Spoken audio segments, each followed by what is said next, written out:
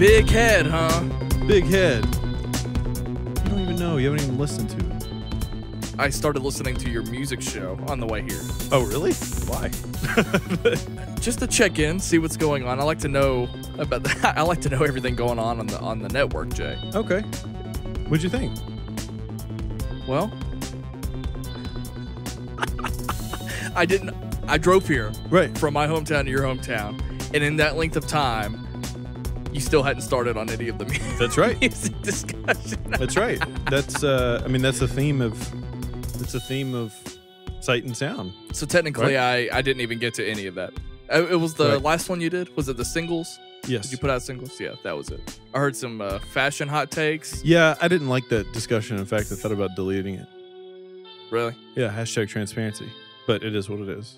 Well, your turn. How'd you feel about last week's movies episode? I thought it took a little bit for you to get into it, so it's fine. But then I thought about it, and I was like, well, I do that too, so it's all good. Oh man, that's awesome. I love it. Yeah, it's all good. Thanks for stopping by.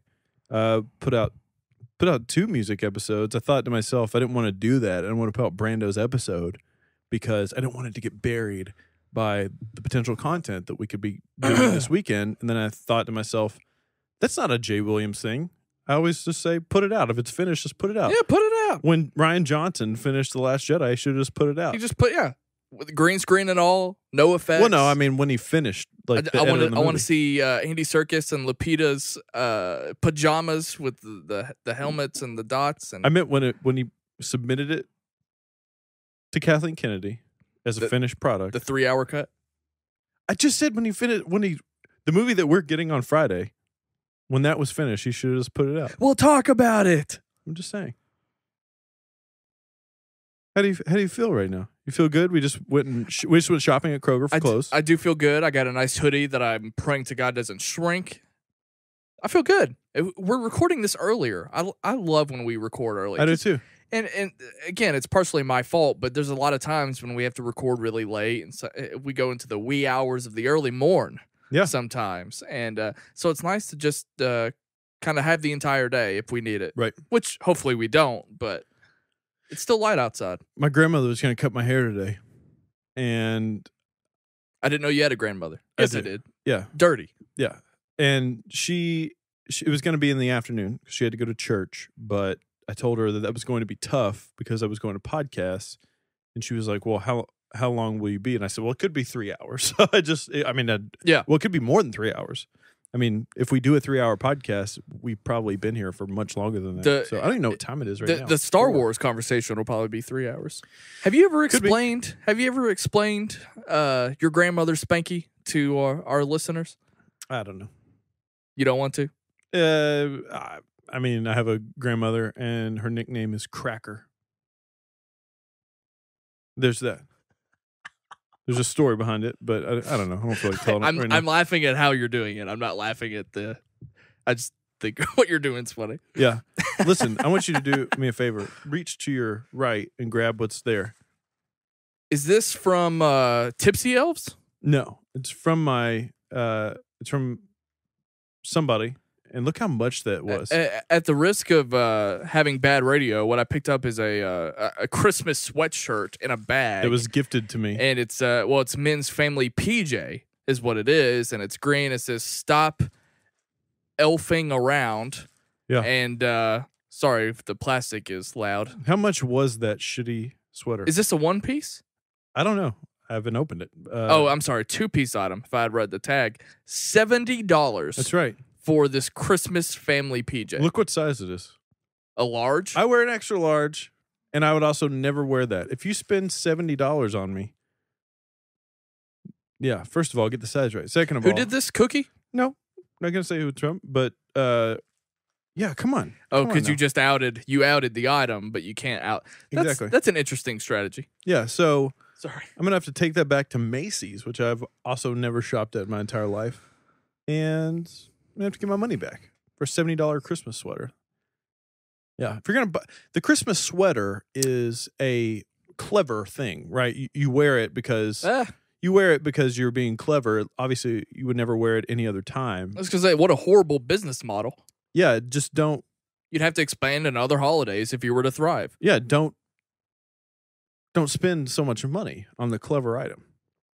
You could do what I did, Yeah. which was tweet out at the vendor, or in this case, Macy's, tweet at them and say you're dissatisfied, and you can make up a story that you try to return it and they wouldn't let you for whatever reason, and maybe they'll send you a gift card. Yeah. I did that with Dick's, and yeah, it worked out. Well, my whole take on this, and actually any clothing item that I don't want for Christmas that somebody gives me is you're literally wasting your money. Do not do that.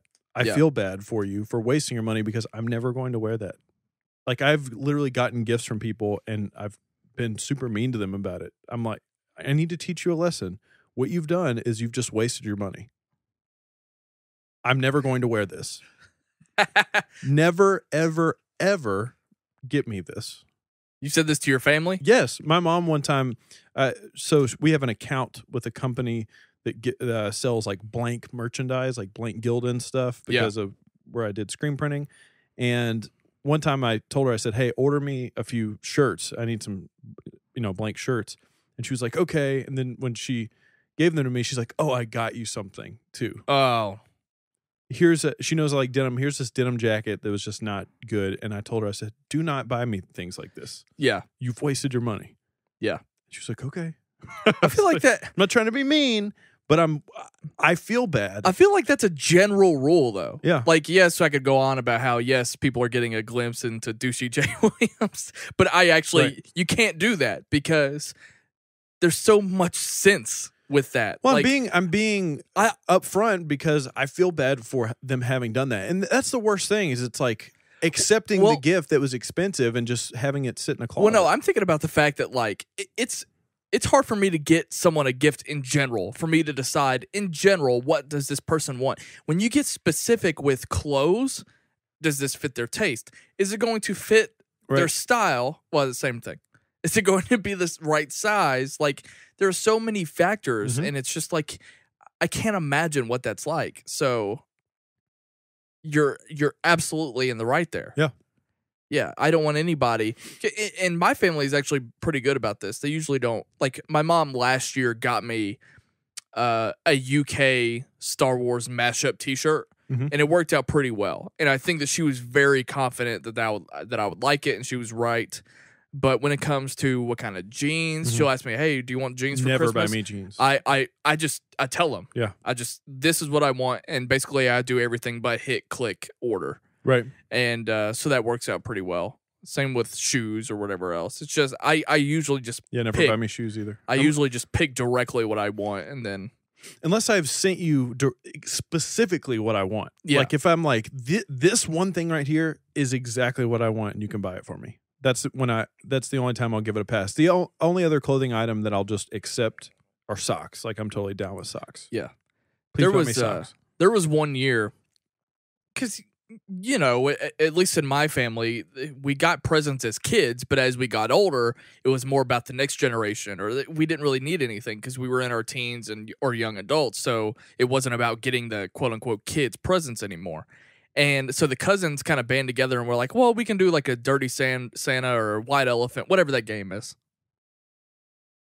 And so I remember I was really excited. We had like a $20 limit, and I was really excited about what I picked out. It was like the best of Will Ferrell DVDs. It was back in the day when that was a thing. Right. I was really excited about my gift. As I'm watching the game unfold, I'm seeing Starbucks gift cards. I'm seeing socks, like you mentioned, and I felt like Michael Scott when they did it on The Office, and he got the iPod Mini, and everyone else was like teapot or whatever. What a great premise of the joke of that episode, too. Yes. Yeah. So I was very confident, and I 100%, based on my opinion, had the best gift. Yeah. But I certainly did not have the best reaction. It was a male cousin of mine that appreciates comedy, appreciates Will Ferrell. He did not have the reaction that I wanted. I saw other cousins get more excited over Starbucks gift cards, and I was just, to this day, that haunts me. Yeah. I felt so confident. For me, I like very practical gifts. Like one year, at the time, the person I was dating, their mom. That's the other thing that's weird. If you're dating somebody, like, and you don't have a great relationship with, for instance, your significant other's mother or father, but they feel obligated to get you a present.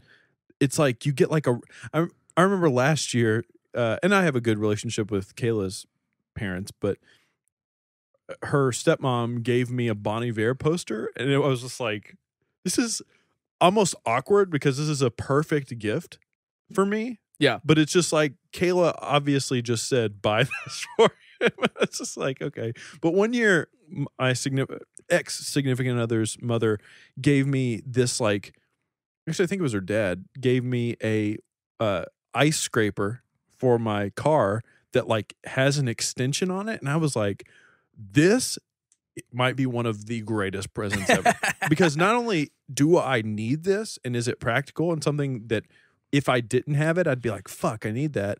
But it's also like amazing because it has this extension. Yeah. Anyways, my strategy this year to buying presents for Kayla specifically, because she's the person that I'm buying the most presents for, we set a $300 limit. And I could go the route of like, oh, I'm going to use all $300 on the big gift or split it up 150 and 150 on two big gifts. But then I thought to myself, the wow factor of the expensive gift can sometimes backfire because you can spend all this money on something and they might not be super into it, but the price tag is the gesture. Instead, I'm spending $300 on a ton of amazing smaller things that I know that she's going to enjoy. I think the experience of opening a bunch of gifts on Christmas outweighs what you actually get. Does the $300 limit include shipping and handling? I mean, it's just whatever it comes out to be. Yeah. In fact, Interesting. I'm thinking within that $300 limit, but I might exceed it, I might fall short of it. It's just when I feel like I've gotten enough. Mm-hmm. I think that's a good idea. It's a good strategy. It's like Hanukkah. You're taking the Hanukkah approach. Sort of, yeah. A bunch of little gifts over time. Yeah, but I'm going to give her all of them on one day. I mean, let her open them as you come in. That would be the Hanukkah way to do it. I'm going to wrap each one individually instead of just putting them in one box. I mean, I think that's, like I said, I think the experience of unwrapping presents is sort of the fun behind it. Because I remember one year my parents got me like a TV or a computer was like my big gift. And I unwrapped it and I was excited for it. But then I just sat there while everybody else opened a bunch of things. And I was just like, this is kind of a bummer. Ungrateful Jay. When your parents were playing Santa, did they wrap the gifts or were they like out and open? So when you came down the stairs, it was all there and you could see everything. When I was younger and they did Santa gifts, they would set it out like elaborately to where, like, I remember one year I got a Ghostbusters, like the fire station or whatever, and they had like set up the Ghostbusters and everything. Oh, really? Yeah. But I like woke up and I like peeked into the other room and I could see it and I was like, yes. So then I went back to bed and then acted surprised when I got up. But then the older I got, they started wrapping them. Yeah. And I'd be like, damn it. So, but yeah. I remember the year that this goes into this conversation and the conversation we're going to have later. I remember the year that I got into Star Wars. Oh my God. So many Star Wars gifts. I got like, you remember the Star Wars Micro Machines playsets that they came out with where it was like C-3PO's head? I don't know. It was his head that opened up into like a station. Okay, yeah. Or Boba Fett's ship that also opened up into a station. I got like a bunch of those. Slave One, for those of you at home. Yeah. I was big into Micro Machines. I remember that. I had it was like a big van. It was like a big white van and you open up to a city. It. Yeah. Mm-hmm. Yep. I remember that one. I've always just been incredibly impressed with my mother over the years as far as being able to keep the Santa thing quiet. That's so impressive to me that the kids never wake up. The parents are never too loud and wake up their kids on accident. At least for me, my personal. Right. Same with the Tooth Fairy. You mean to tell me that they walked into my bedroom and took a tooth out of the pillow I was sleeping on? Right. That's incredible. Out of it or under it? Did you put it in the pillow? No, underneath. Okay. And then you got to worry about the sound that the change makes if they're putting change under it. Yeah. I can't. That's gonna be a daunting task when I'm a parent. I don't think I'm gonna do it. I'm just gonna tell my kids, "Hey, it's me. I'll give you some money in the morning." spoke about this before, but my grandparents always spoiled me more than my parents did for the most part. Like, my grandmother was just like so about it. And my dad was pretty like, he doesn't need that. But my grandmother used to give me presents, like Christmas style presents on Easter. It's like I would get things on Easter. I was like, yeah, this is dope. This is cool. Yeah. Yeah, I would always get one present on Easter, just one. Were you? I guess you don't have siblings, so No, you didn't have to worry about this. But I've got a sister, but never met her. We're on that when we hit 1,000 subscribers on YouTube. I've met Jay's sister, and Jay has not. Yeah, I'm laughing. Can I laugh at that? Well, yeah, we were trying to set it up one day, and I was just like, I'm all right. I'm good. Do your thing. I'll do mine. Oh my God. We know. Well, I made sure I was like, are you good? Are you okay? Yeah, I'm good. Like when she found out? We were having like some discussions and it was Are like, you good? It was, are you okay? it was like, well, are you good? Are you okay? And you're like, yeah, but I'd kind of like to meet you, but you're good. Yeah. I'm all right. Is it weird for me to tell you that you all look exactly alike? I know that. I'm aware you've seen of this. her. Okay, Yes. you've seen her. Okay. We have social media exists. That's true. Yeah. Also haven't seen her in a few years, so I didn't Yeah. know if she had a Facebook or not. Plus her husband's a wacko. Okay. Yeah. Now you're uncomfortable. What was I talking about? Oh, I was going to ask you. In my family, I've witnessed this a couple times, especially with the new generation of kids that we have here. If it's one's birthday, the other siblings get a present so they don't feel left out. Okay. That I think is unacceptable. I am very liberal. I understand. Yeah. I'm probably categorized in the everyone gets a trophy category Really? of Okay. people. No, I'm not claiming that. Oh, I'm okay. saying that's the stereotype. Right. No. If it's your birthday, you get a present on your birthday. Yeah. Everyone doesn't get presents on everyone else's birthday. It's Right. like nobody gave me a present on Jay's birthday. So What the hell is that? you're going to think, I feel like you're going to think this is great. So I don't have siblings, but I do have two younger cousins that I'm super, super close with. I mean, when we do family things, they're there and they're. Never seen you talk to him. Yeah, you've met both of them. Savannah and Kennedy? There's no way I've met two of your cousins. One. I think so. I think I've only met one. Anyways, so they exist. Savannah is 10 years younger than me, so she's 20. And the other one, I think, is 13 years younger, so she's 17. And I think that's right. So they are essentially like sisters. But They're not sisters, they're cousins as well? They're sisters. Oh. Yeah, they're sisters with each other.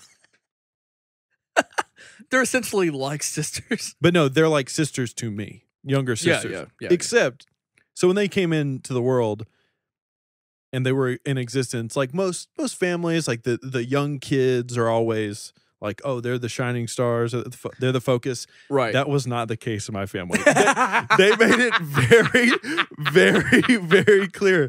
Like my grandmother, when I say that she like spoiled me, Yeah. that not only did that not change when they were born, she established grounds like Jay is the better one. Yeah.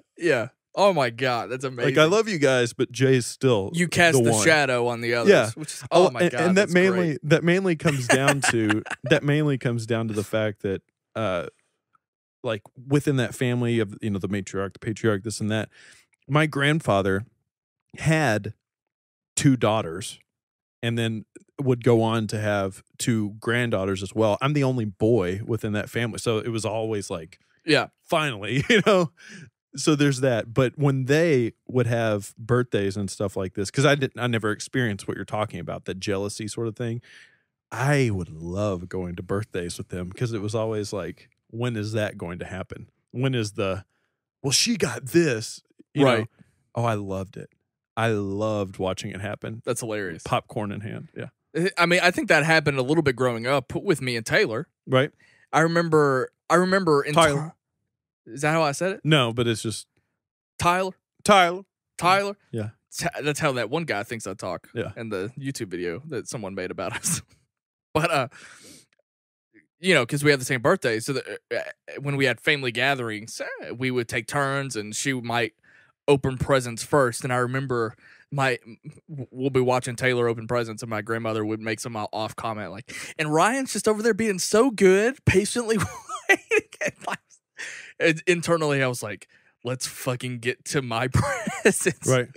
But I couldn't, vocally. She was a child. She was 7 years younger than me. But yeah, it's funny because that is not my case at all when it comes to my family. Right. I am the one that's probably so far removed. I'm the most black sheep. I'm the one who probably gets the least amount of attention, probably in all these years, and that might be why I'm so messed up today. Well, the other thing that's funny too, that I'll tell you stories about because I don't know if you've experienced it or not, but having been in a handful of longer term relationships where I've had to go over to other families' Christmases and stuff like that, experiencing other people's like their nuances of Christmas is also very odd. In my house or my family, everybody gets, you do the Santa, you play Santa, and you pass out the presents. And they start off with me, of course. And then I open all mine, and then somebody else opens theirs, and da-da-da-da. One time, I went to my ex-wife's Christmas at her grandparents' house, and they did that thing where they passed out the presents, but then everybody opens one present at a time, and you go around, and I wanted to die. I was like, because then there's old people, and then they do the same thing. It's like, oh, this, and they're not quite sure what it is. Pretty. It's just like, oh my God. And then with Kayla's family, I love how they do it. It's just everybody gets their presents and they say go, and everybody does it at the same time. Yeah. There's I almost said famous picture. It's not famous. There's a picture on my Instagram of Dolly, our dog, just laying in a pile of like trash. It's a famous picture. Yeah, it says trash dog on it, but I don't know, man. It's there's no worse feeling of having to go to a holiday thing that you don't want to go to because you feel obligated to do it.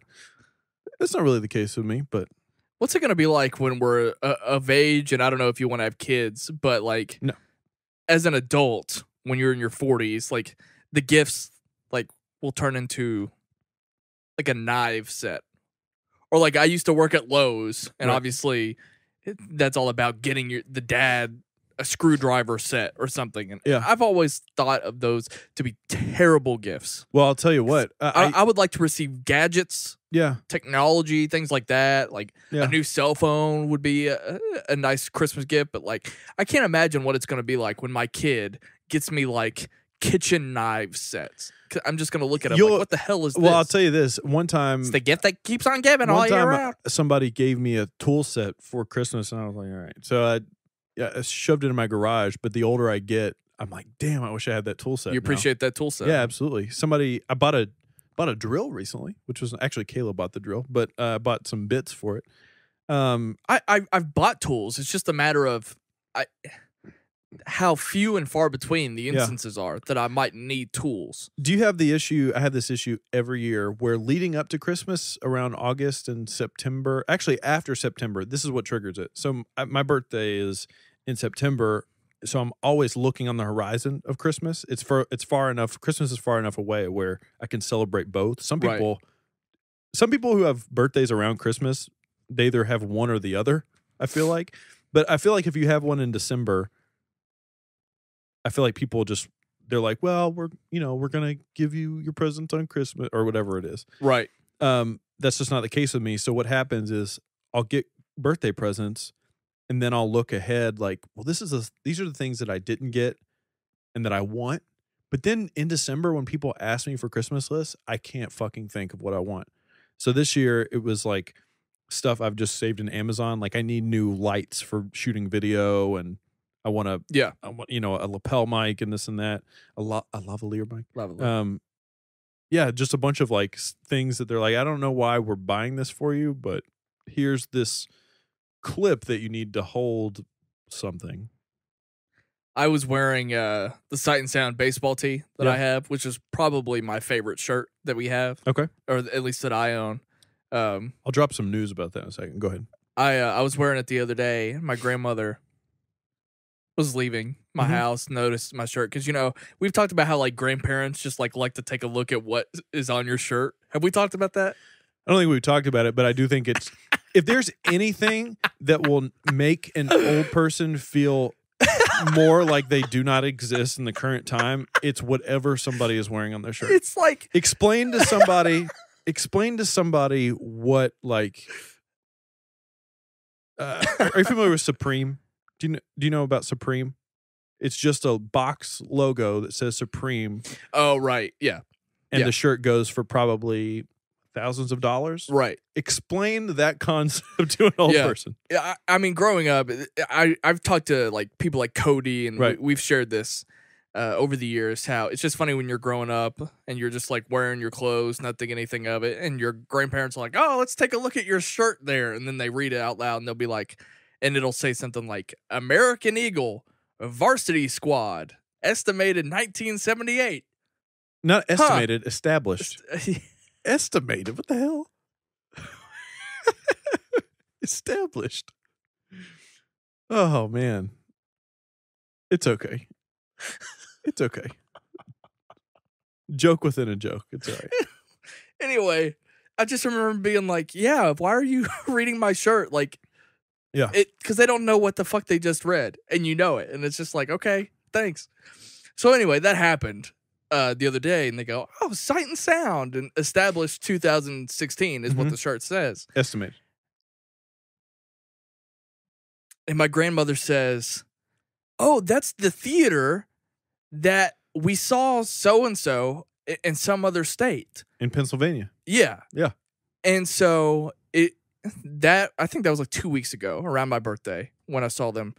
And ever since then, I have seen like 3 or 4 things that have popped up. Yeah. Called Sight and Sound. I just talked about this the other day in our and Facebook thing. Right, I know. Yeah, what this was part of the incident that I'm talking about. And because again, we just completed our first birthday, and it got me thinking, where else was it?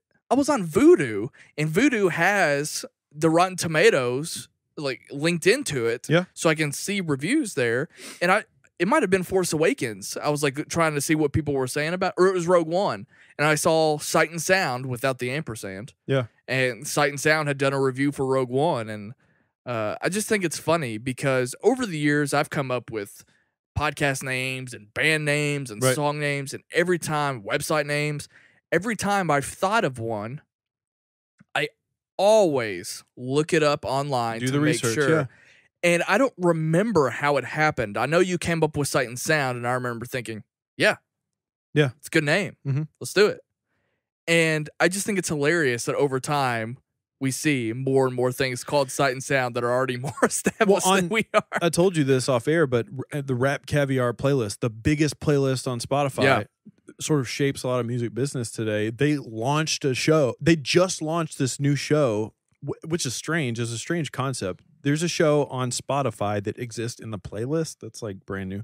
And it's a show called Sight and Sound where they just like break down music videos. I don't know if it has the ampersand or not, but I was just like, even they didn't do the research. Because now, like, I'm not going to say that we're established. I mean, we're established, but we're not established. But if somebody wanted to check if we exist, we have enough content on the internet to where they could say, oh, these people are doing something, they're growing. This and that. But they're Spotify. So it doesn't matter. I totally get that. But listen, we also, I don't know if you remember this conversation. But can we take them to court? No, we can't. But we can. I don't know if you remember this conversation or not, but we had a conversation at one point early on when we first started this, when we discovered the Sight and Sound thing existed somewhere else. And I was like, if it ever works or if it ever happens where we have to change our name, we'll just drop the ampersand and call ourselves Sight Sound, because our website is already Sight Sound Pod. Our social media is already at Sight Sound Pod. I don't know. I feel like people will just think in their minds, that's still Sight and Sound. Yeah, but I don't like that name. I don't like it either. It doesn't make any sense. I don't like it either, but it's fine. If we don't have to have this conversation, but if there was a day when we would, I would much rather just come up with something new altogether. Even though you can be paranoid or subconscious, like, well, then people aren't going to know what it is, but I like to think people are smarter than we give them credit for. Yeah. And that's why Marvel and Star Wars can make any kind of movie that they want. Well, I mean, it just sort of brings up an interesting conversation in general, I think, where the further time goes on, the more people are getting into just becoming entrepreneurs or branding anything out there online. I personally think that all of copyright law, I think all of intellectual property, all of that needs to get revised because just music. I had that funny take earlier this year of like, I found out there's a band called Movements, and I thought there is no way that word wasn't taken already. And you're seeing people use like symbols in their name now, and like fucking with the spelling. The Weeknd dropped the E from his name, and it's just like, can we just avoid this altogether? Like, clearly, Sight and Sound podcast exists, and it is what it is. We are what we are. We talk about pop culture and all this stuff. There is also a theater out there, and there's also a show called This. Well, in a magazine. It's like the Twitter handle Sight and Sound is like this 100-year-old magazine. Right. Yeah. Yeah. I mean, like, we can all exist in different things. And I feel like the logic behind that is a phrase and a term. Well, not really a term. I guess it's a phrase that's common enough to where it can be outside of that. Like, it's different if somebody's like, you know what, I'm going to start a new podcast called Schmoes Know. Like, that's clearly different. Right. Now, if somebody wanted to start a bread company called Collider, we understand that is a word that, you know what I'm saying? Which is another thing too. There's like 15 songs that came out like last year that were called Collider. Who had Have Mercy had a song called Collider, and so did Lonely the Brave had a song called Collider. Yep. Ridiculous. I was going to bring up this thing about shirts real quick.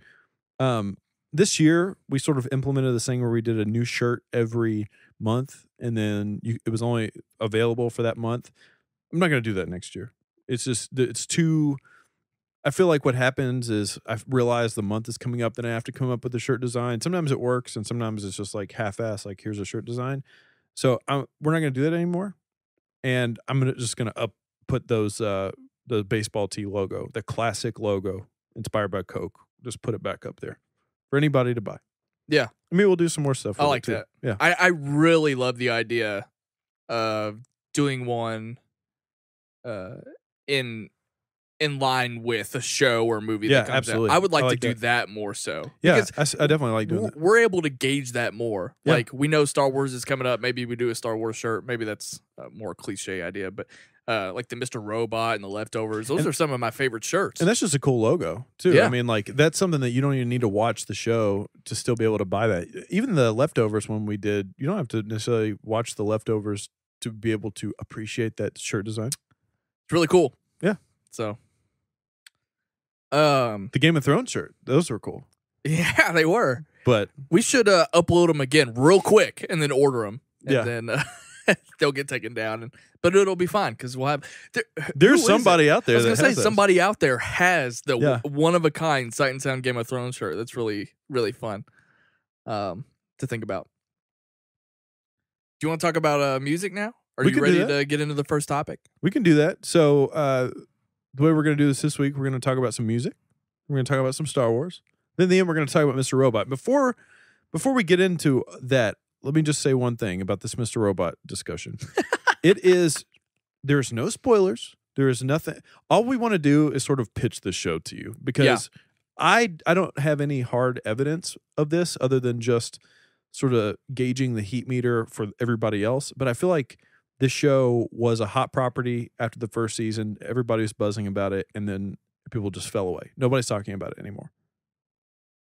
Is that fair? I think we're able to gauge some of this stuff within our Facebook group, and the fact that there's only a couple that watch Mr. Robot, let alone are caught up with where we are in season 3. So we'll talk about it. I think there's a lot to discuss, but it will be like you said, it'll be a very general, broad conversation about the show itself, and not so much where we are in the season or any particular spoilers, etc. Our Star Wars conversation is going to be super, super open. Star Wars fever. Broad. You and I have both been. We've been rewatching some films. Yeah. Even some behind the scenes stuff. we'll talk about that. And then this music discussion we're about to have is going to just be, for me, I'm going to do my top 5 most disappointing albums of the year. And then I sort of gave you a task to go through some of, I want you to speak openly and freely. Just like, you don't have to put on your, yeah, I can be on board with this. I don't have anything really in depth. So what I did, I'll tell you my process, but we won't do it now. But basically all I did was I went through all the titles of our weekly podcast and I looked at the music segment. And it's funny because there were many conversations that I don't remember having at all when it came to particular artists. And I think it'll speak to said artists, but I don't have anything particularly interesting or in depth or involved in any of them, but I do want to openly for sure talk about them with you. And the last thing that I want to say before we get into this is we've always been fascinated with how people listen to our show and how people listen to our content. And I'm completely fine. Like, I don't care if somebody skips certain segments and this and that, because, you know, I get it. I get it. Everybody has different listening habits, but, go into certain things with an open mind. That if already said to yourself, I'm not into music, so I'm going to skip it. I guess my biggest question to somebody would be, well, have you ever listened to our movies discussion or TV discussion about something before having that statement? Right. Because that's sort of what Sight and Sound sort of was, built on, just the fact that we want to have conversations about things that you might not be interested in, so that maybe you do get interested in it.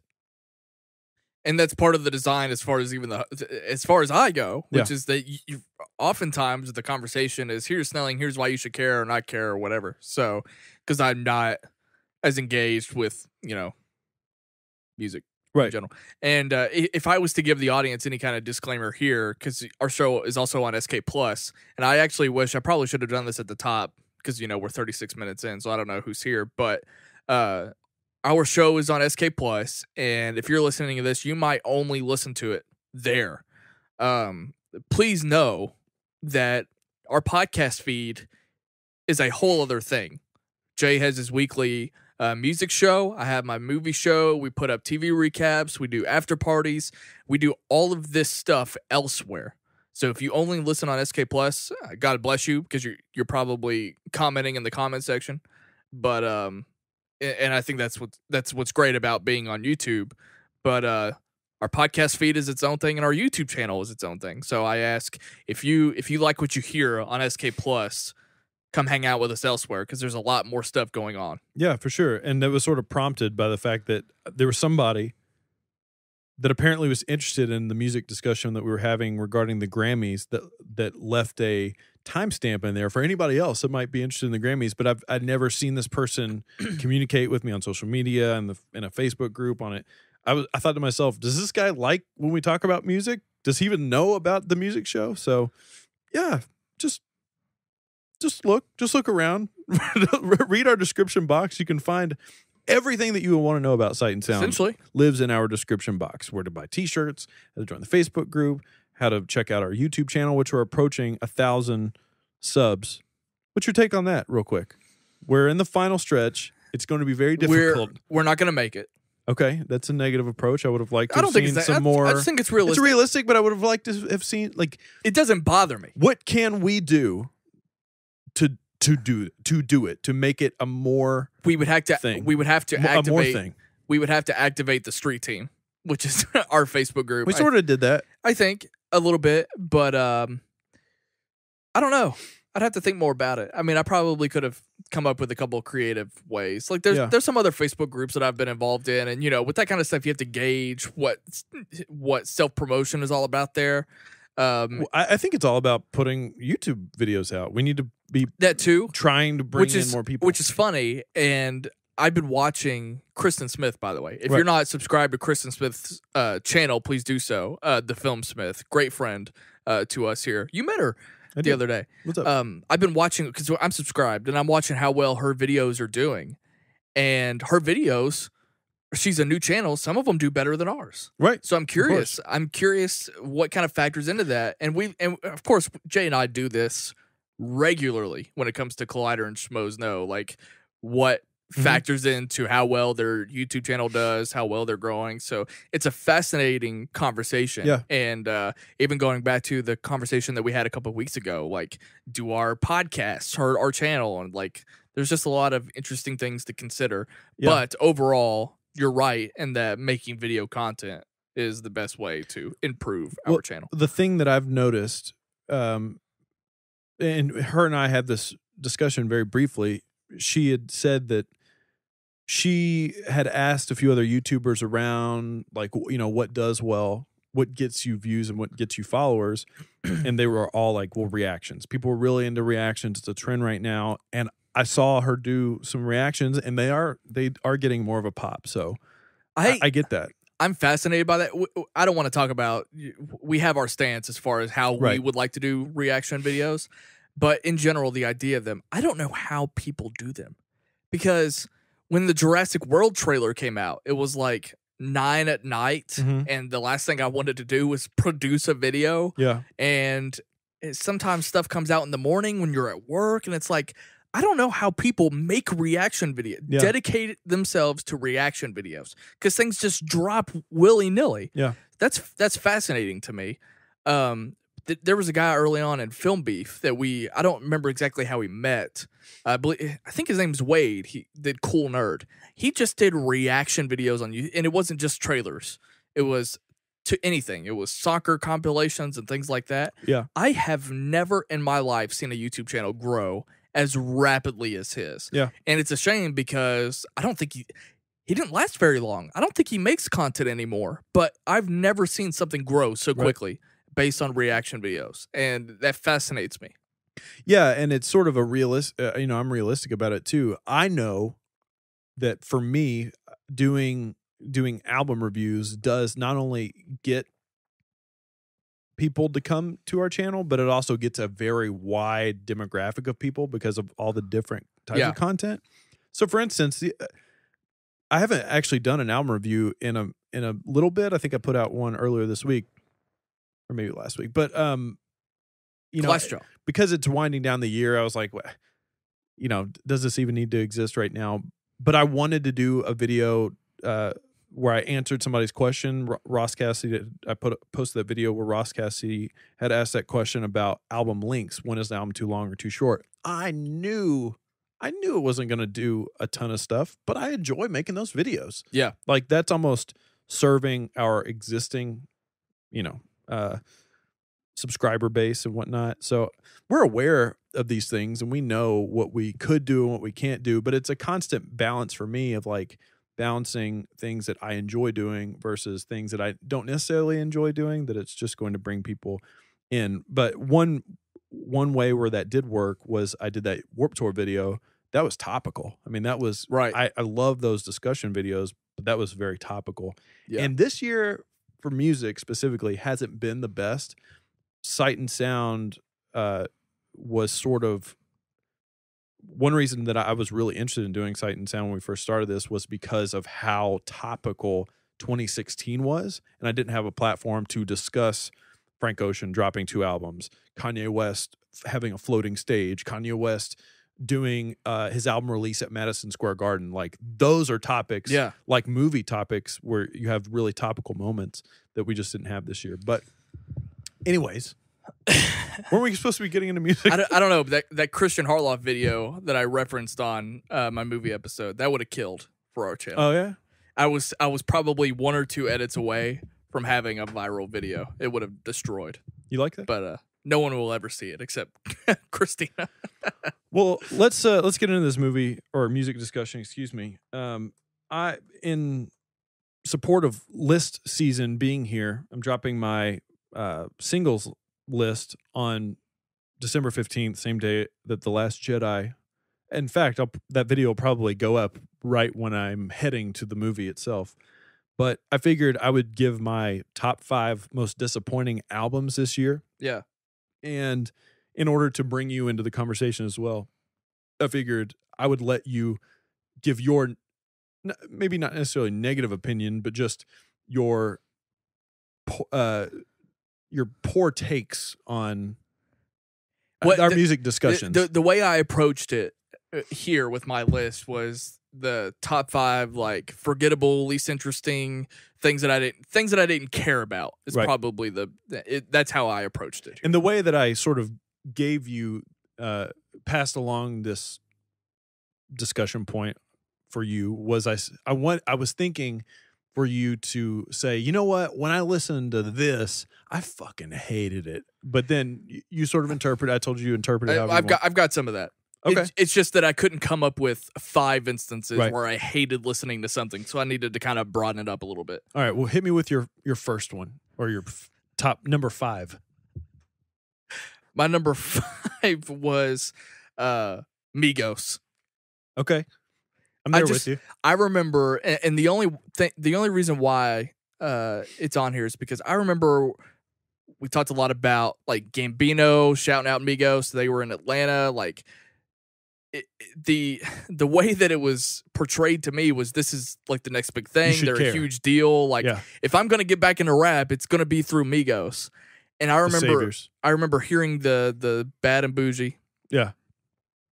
Didn't care for it, but I was like, look, that might be a single to a really great album. Has it caught your ear since then? No, really. I like Bad and Bougie. I remember listening to. It's annoying to me. Well, I was about to say. I was about to say that I thought when I was making my singles list, I was like, this is a song that sort of resonated with the culture this year. I get it. You'd hear people quoting like, sure, raindrop, drop top. However, I was like, well, that might have hurt it, to be honest, for me. I was thinking to myself, I was like, this definitely needs to be on my singles list. And then I listened to it and I said, this song is too long. It feels too long. Like it goes nowhere. Yeah. Raindrop, drop top, clicking on the iPhone ... is about the most substance that song has. Yeah. It was just the fact that I was so underwhelmed. Yeah. And it made me question your existence. It made me question Gambino's judgment. I was like, look, this is not the next thing. And that album came out, and I remember listening to it on the way here before we recorded, as I usually do. And I remember it just being nothing, being annoyed. And I just genuinely did not think it was good hip-hop. And many people could argue against that, but I just didn't care. I agree. I actually agree heavily. I'm going to hit you with my number 5 most disappointing album this year. And it's sort of a weird one because I will also confirm that it is on my album of the year list. So it makes no fucking sense. Here we go. So number 5 most disappointing album this year was Being as an Ocean's Waiting for the Morning to Come, because this was something they hit us with some singles to lead up the album. This was a band much like The Plot and You and other bands that are taking a big style shift. And they had this huge single called Black and Blue that I thought was fantastic. It's such a good song. And then the album came out and it's like, I can't remember how many tracks, but it's like 15 songs. And there's only actually 8 songs on the album because the rest of it are just these shitty instrumentals that don't make any sense. You have no reason to listen to them. One of the songs is played in reverse, and the only way you can listen to it is to put it into a program and flip it around. And I'm just like, these are terrible ideas. The listening experience is terrible. But for what I will say, the songs that actually exist on this album, if you take them out and throw them on a playlist on their own, it's really fucking good. But you shouldn't have to do that. Right. It's a pretty successful video you made for us, by the way. Yeah, it is. It's really successful. Yeah. It got that one producer talking, right? Didn't the producer reach out to you? Was that album? He was like, if you want to talk off the record, we can talk about why we did this. And then I said, okay, messaged him. Never fucking heard back from him. Come on, Sam Pura. I can't remember his name. He did a podcast with John Simmons from Balance and Composure. Oh, that's fun. Yeah, I think he did. Maybe I lied about that. Anyways, what's your number 4? My number 4 is two bands that we talked about separately, and I realized that I don't know the difference between these two, and both of them are incredibly forgettable. Separator and Sunlight. Is that what you're talking about? Yeah. Okay. Alt J and the XX. I remember. Punt. My number 4. At the Drive-Ins, Inter Alia. This was the album that people have been waiting for since 1999. And it's not bad, but it's not great either. It's guys that decide when they left, when this band disbanded and they left and said to themselves, we don't want to do this anymore, they said that they were too good for it. They left at the drive-in to start the Mars Volta, this incredibly expansive, incredibly progressive music project. And then years later, they said, you know what? We need some money. No, I'm not. That could be made up. But we need some money. Let's just do this at the drive-in thing again. And guess what? It sounds like guys who have not played this music since 1999. And it just didn't have that energy that the band had. It just felt like when they were young kids, they could hit the gas and go all the way to 100 miles per hour. But now they can only go to about 70, but they're trying to get to 100. It bums me out. Jay, if you're at a drive-in, you're parked. Yeah. I have that same feeling about Brave the Storm coming back. I'm thinking to myself, do they still have 100 miles per hour in them? Or do they only have 70? Are you basically going to be playing John Mayer songs with screaming in them? Punt. And we're going to change our band name to At the Drive-Thru. Okay. Very good. All right. Let's get to your number 3. John Mayer. Here's the thing about John Mayer. I actually thought like the way he was going to release this thing was a little interesting and different because it was like 3 separate EPs of 5 songs or something like that. Right, something like that. And when that was really, and I like John Mayer. I like John Mayer a lot. And that EP came out. It was okay. I mean, I didn't really take anything away from it, and I thought it was disappointing. Right. And it's just funny how it was so, and I'm just now looking at this retrospectively. It's funny how once I was disappointed by that first set of songs, I completely forgot that the rest of it came out. Same. And I remember you and Eric talking about it and reacting to it. And not only did I forget, but I never went back to it. Right. So I just found that was interesting. And it started with an idea that I liked, and it totally backfired. I realized if you're going to put something like that out, and if that first set of songs isn't well received, then who else is going to care about the rest of the collection? Yeah. And I'm not saying that my opinion on that represents the masses. I'm not sure what people, Right. I just think that's really, it backfired, or it can backfire if you do it that way. And so an artist that I would normally care about and listen to, the fact that came out, it totally ruined it for me. Yeah, I actually agree, because I did the exact same thing. Our conversation and us sort of not only necessarily shitting on John Mayer, but the fact that we're talking about how he wasn't really the most relevant right now. And the fact that he has this thing about him where it's like, oh, you probably like John Mayer. What are you, a frat boy? Oh, you like Coldplay? Something kind of like that. Kind of like a Dave Matthews stigma as well. Exactly. People have that attitude towards Dave Matthews. 100%. I carry that with me, and when his album dropped, I just didn't listen to it until I reviewed it on In the Galaxy, and I was sort of forced to listen to it. Dude, it's not just a great album. It's going to be one of the best of the year. Oh, on really? my fucking list. Cool. It's a really, really good album. Which it was a complete dong move on my behalf. I just completely wrote it off. Just like when I was going in to review it, I was like, oh my God, what am I getting myself into? It's a really great album. Cool. Do you agree with my take? Like the fact I'm on the same boat as you. I just thought that was pretty interesting. Yeah. Also, I wish that album cover became the meme that it deserves to be. I agree. Oh my God, it's so funny. I agree. My number 3 most disappointing album is the Division album, Morning After, that came out this year. And it's disappointing because last year, their album that came out September 5th was in my top 10 album of the year list in a stacked year. And it was a fantastic debut. I love their take on alternative R&B and what they were doing. And 1985, who is a part of that group, is one of the best producers in the game right now. And this thing suffered from so many other problems that happen with artists who put out albums in consecutive years. The next album just isn't the best work. And it seems like they should have spent more time with it. And I mean, it was a complete fall from grace. I don't enjoy this at all. I think it's boring. It's nowhere near my album of the year list this year. And there are moments and times on it when I enjoy it quite a bit, but for the most part, it's kind of how I felt about The Weeknd's album when it came out in a consecutive year. It's just, there's things that are fine with this, but there is no way any of these songs would have made it on the album the year before. So sort of a bummer. What's your number 2? My number 2 is the release of From First to Last, Make War. Yeah. and sort of what this represents. Right. And you brought up Brave the Storm.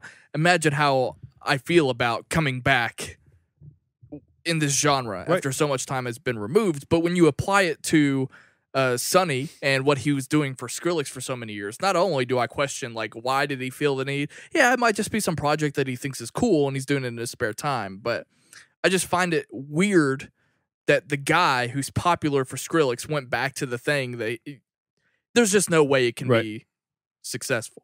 I think it'll be successful in the terms that comparative to Skrillex. And when you talk about that genre as a whole and where its places and music and things like that, like when you measure it against everything else that he's done for himself, it's just that, I just don't know why. But then again, he can treat, like I said, he can treat it as just a project or whatever, and it can be fun for him. But well, my biggest criticism with any band that does this is, again, they're coming back into the band, or the band is coming back, and they're making music as if time hadn't passed at all. Yeah. And they weren't influenced by anything new, and it's just like, well, that's the other part of it. I don't think the song's good. Yeah. See, that's my thing about it is the song is in the body of something that could be a good song, but there are things that hold it back. I think the lyrics are trash, and that's coming from somebody that isn't even a lyrics guy. And I think the production being as over the top as it is actually makes the song worse. Like, it's produced well, but because it's so corny already, the production is just like, what are we?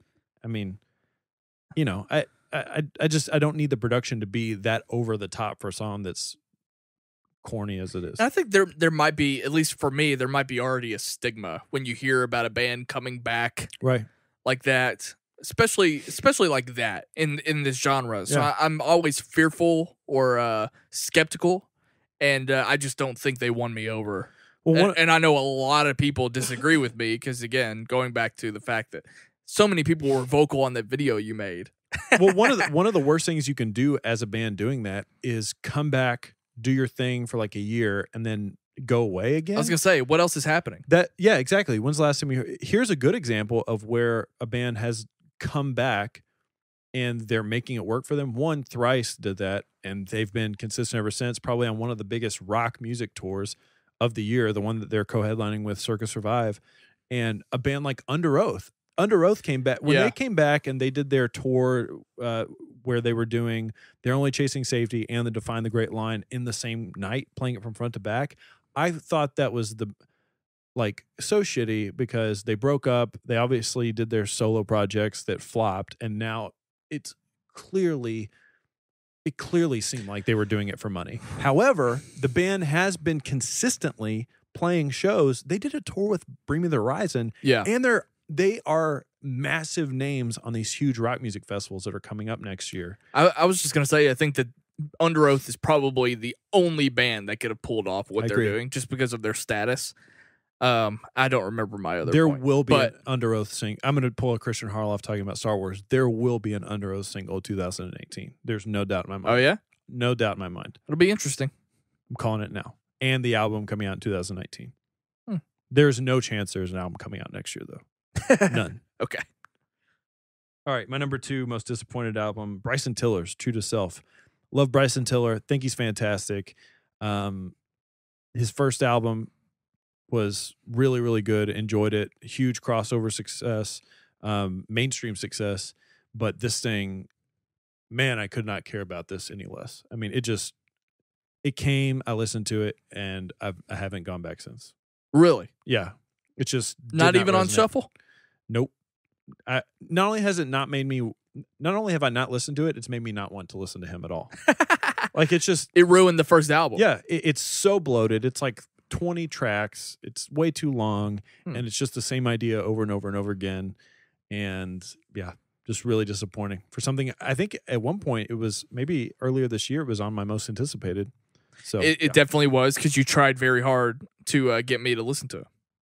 Yeah, this guy was billed as the next Drake, and that's the one who's from here, right? Yeah, he's from Louisville. What's your number 1?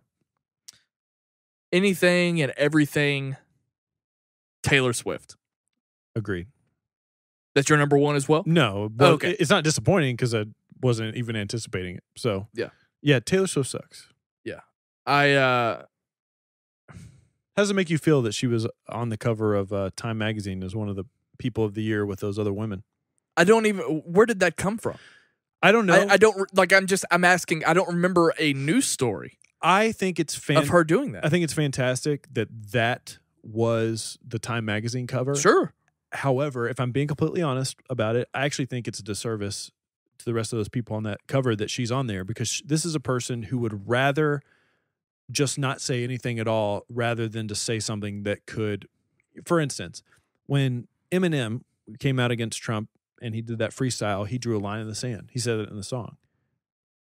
I feel like she would never want to do something like that. Now that's maybe not fair for me to say, but just in general, from what I've seen, again, I always go back to the thing of her trying to speak on behalf of music for the wrongdoings of Spotify when she's never done anything like that. I'm still quite. I don't know, and I might need you to tell me. Was there a story of her in sexual misconduct? Not only was there not something in sexual misconduct, I don't remember her ever speaking about politics. Yeah. In general, I don't even remember her ever talking about, like, you know, her femininity and femininity, or like feminist sort of rights and whatnot. Right. You know, maybe in a very broad spectrum, but I think that she has such a big fan base.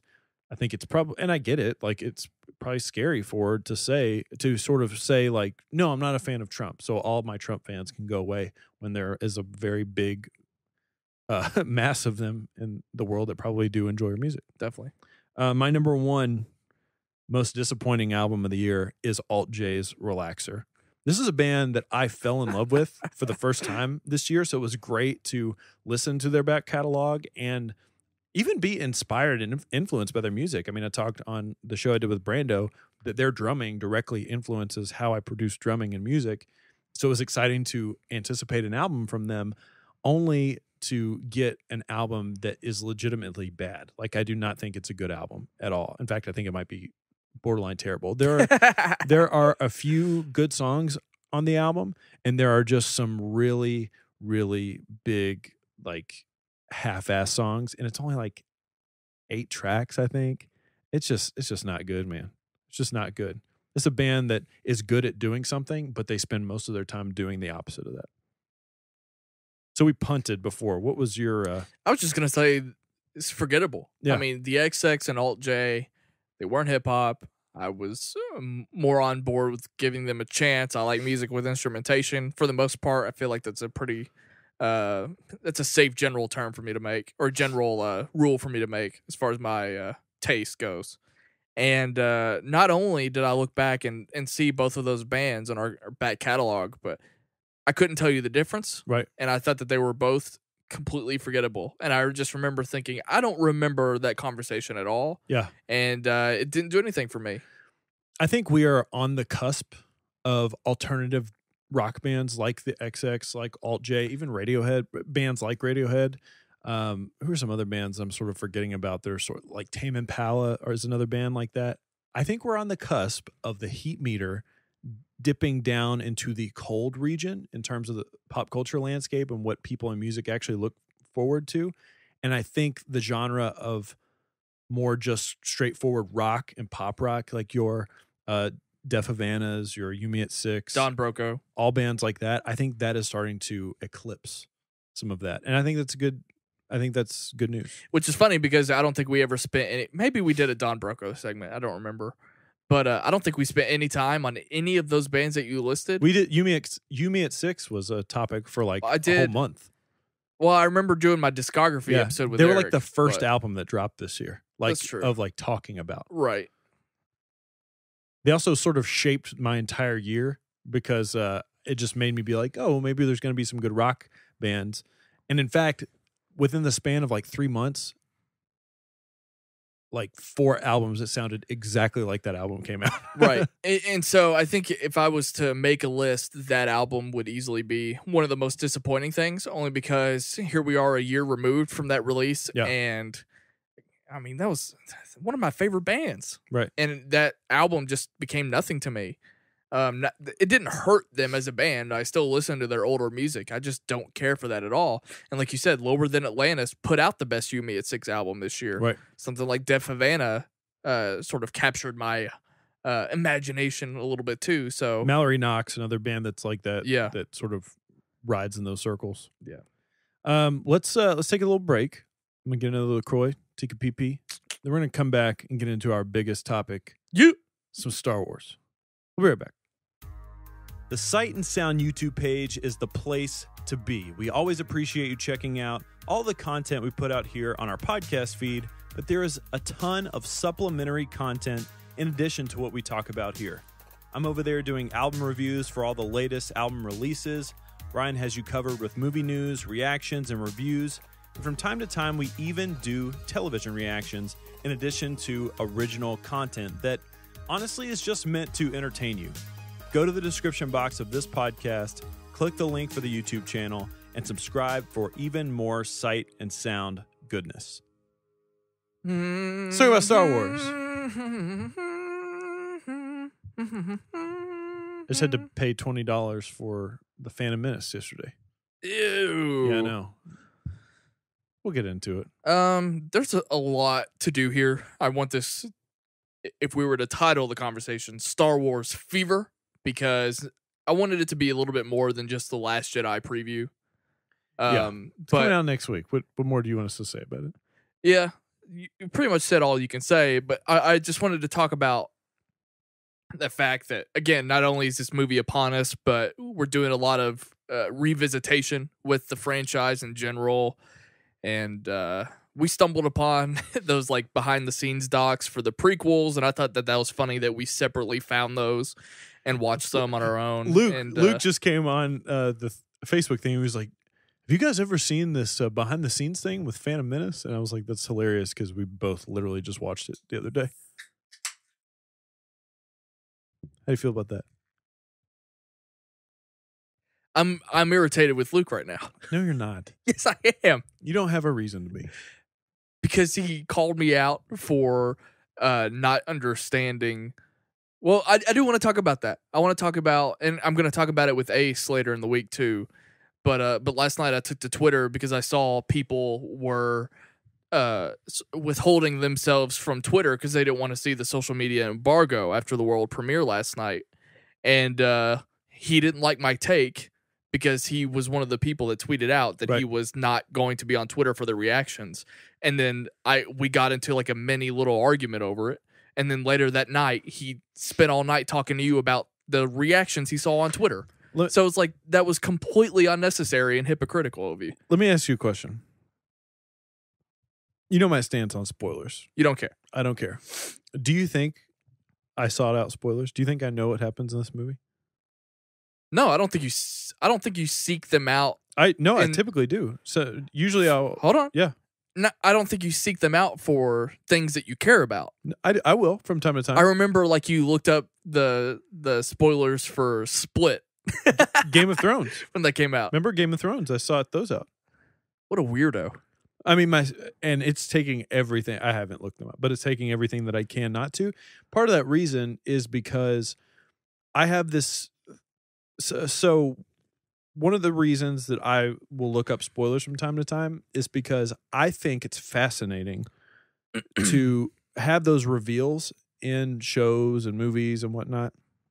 And you become so enamored with what you've just seen, the shock of it, that you could potentially spend too much time thinking about that as opposed to actually understanding what the story's telling you. And the best way I can relate it to something is comedians will often talk sometimes about telling a big joke and hearing like this huge pop from the audience. They're laughing so hard that they're still thinking about that last joke when they go into the rest of it. Which could be why, well, there's two things about that. Could be why we've seen some of the reactions to the movie that we have. And two, it being like game changing. I don't know how to process this, all this stuff. But it could also be down to the fact that that's why people feel the need to see it so many times. Yeah, I was more so on topic with this whole thing last night specifically. I was just more fascinated because my POV on all of this was I'm someone who I guess there's a middle ground. There are so many variables, and people. It's up to the people. It's up to you to decide if you want to watch the trailer, or if you're going to stop at this TV spot, or if you're going to, like, I get that. And I guess one thing I didn't consider is that there are so many variables, but the place that I was coming from is that I've watched the main trailers. There's probably a couple, like an international trailer or a few TV spots that I like get away from me because I stopped actively looking for stuff and seeking things out. But I was coming from a place where I'm a big enough fan to where I did watch the trailers. I didn't avoid them. I'm feeling the fever, as it were. And the people that I'm following online are the people that I trust, like Collider and their friends, like Schmoes. Professionals. And yeah, they're professionals. And they are embargoed. So they're just going to give me their reactions. And again, part of it, and again, this you can't say this about every movie, but we're currently under the impression that this movie is incredible. So my POV was really satisfying. Right. Yeah. My stance on it was I'm just going to see people reinforcing the fact that it's good. Right. Like there was no way that I thought I was going to be spoiled of anything with Perry Nemiroff saying this movie was everything I wanted it to be, whatever. There are a few things to take away from, specifically, at least for me, the thing that I've found very interesting is there's some people saying that it's the funniest Star Wars movie. Like I didn't expect that. Right. Yeah. And there's no way I could have called that. So that was a nice surprise. So again, I think that a couple of people pointed out, like, people spoiled Han dying. It's like, I wasn't gonna. That's like a fan's, like a, you know what I'm saying? That's like an everyday person. Well, apparently it happened after the premiere, so really? some dong did that. But at the same time, it's like, but I don't follow people that are gonna do that. So you're absolutely right. I can't imagine any professional doing that. But that's something that you would have discovered maybe if you search the hashtag.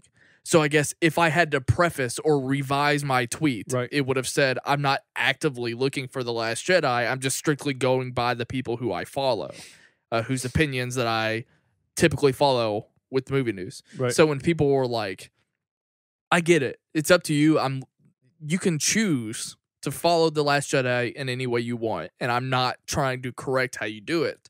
But I was coming from a place where I think that what I'm doing is innocent and won't ruin anything for me. So the fact that people were like, I want to do this. Okay, that's fine. I just wanted to know where your mind space was.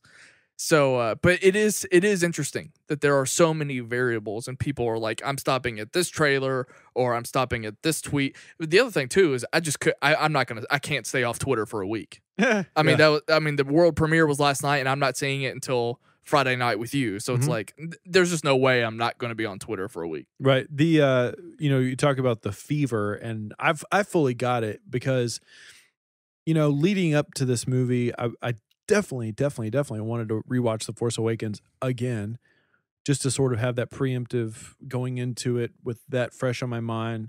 But also, I just really wanted to watch Star Wars stuff. And my girlfriend, neither of us had watched the prequels in a really, really long time. After Rogue One came out, I rewatched the original trilogy just because it went into A New Hope so well, and I felt like it was time for me to update my opinion on those. However, what was funny is she came home really late the last 2 nights, and I really wanted to watch Star Wars stuff. Yeah. Like I needed Star Wars content.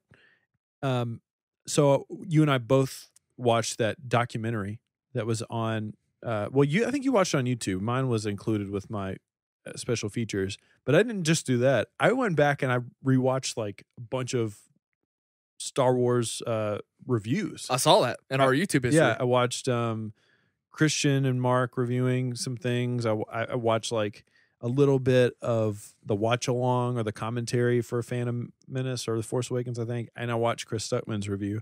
And yeah, that's fever. I mean, if you want to watch movies, that's fine. But if you're getting into that type of stuff, that's like another level. Yeah. I remember when Force Awakens came out, and it was one of those things where I thought that I was going to avoid it at all cost. And it was like whatever day it was at midnight where everyone dropped their spoiler-free reviews. Yeah. and I ended up watching every bit. Really? Of the, like I watched Stuckman's, I watched Schmoes, I watched Colliders, I watched as many reviews as possible before I actually saw The Force Awakens, and so that was pretty interesting and fun. I remember real quick. I do remember when The Force Awakens came out. I was like on the fence if I even wanted to see it or not back then, because that was still funny. That was still back when I was like, I don't give a fuck about movies right now. And I remember we had at the time our gathering of the pods, and you and Phil had just saw the movie, and we were talking about it then. It's just funny to think back about that now. But I remember as somebody not that into movies, somebody sort of on a negative for Star Wars in general. Obviously I love JJ, so that was very exciting to go into that movie, but I went into it pretty skeptical. Rightfully so, I feel like. And I remember watching it and thinking to myself, this is just such an amazing time. I'm having so much fun watching this movie. I don't give a fuck about retreads. I don't give a fuck about any bullshit other than this is a great, great movie. Right. So when you launched your, asking people in our Facebook group to give their updated opinions on Star Wars and the lists and that, well, actually, ever since then, it's always been fascinating, the negativity towards The Force Awakens for me. I think it's the most rewatchable Star Wars movie. One of my favorite takes that you've ever had. Yeah. You freaking out. In no way, shape, or form is The Force Awakens a bad movie. Yeah. You going off on that is great. Yeah, because it's not. I know. You know what is a terrible movie? Star Wars: The Phantom Menace. I told you that I rewatched this movie because I needed to update my opinion. Going into that movie was, I had this take that I didn't enjoy it that much, but I didn't think it was a bad movie. I just thought it wasn't great. Yeah. Rewatching it last night, I can safely say that that's not just a bad movie. It is a terrible movie. It's trash. It is straight trash. And I'm not just saying that because it looks dated or anything like that. The acting is poor. I think Liam Neeson as Qui-Gon Jinn completely mails in his performance. I think Natalie Portman mails in her performance. Jake Lloyd it is a crime that he was cast in that role. I don't know if mail in is the word, because I think especially then, I think every single one of those actors, and they're all excited to be there at first, right? And I mean, we can talk in Revenge of the Sith. Is Natalie Portman mailing it in at that point? Maybe, but then and there, I think all of those actors are genuinely excited to be there. I think it's based purely on the direction, because even in The Phantom Menace, so much of it is practical, and it's funny because a lot of it isn't, right? But comparative to everything else that came after in the prequels, that's the most practical. And it's funny because, I mean, even with that amount of blue screen, I think it's just that stilted. So I just don't think it did the actors any favors as time went on. But I think that's a fair point. I think then and there, they're all excited to be there. It's just a matter of direction and really feeling involved in that process. There were only two performances that actually stuck out to me as being at all interesting. And that is the guy that plays Palpatine is essentially just played that character well for the entirety of Star Wars. Yeah. And I think Ewan McGregor is a sight to behold as Obi-Wan Kenobi. Like, he's a badass Jedi, I think. But just in general, I think my other take and it was funny because Kayla hadn't seen it in a really long time either. And she, going into it, she was like, I don't really remember why people had such a bad taste about Jar Jar. The second he popped on screen, and she was just like, this is unforgivable. And I had mentioned to you, like, the Gungan city and all that stuff, it just doesn't fit. Yeah, that stuff doesn't bother me, really. And we talked about this off air, but it's like, now looking back at it, I mean, I like the idea of that being, in the way that we talk about Disney's Lucasfilm being expansive.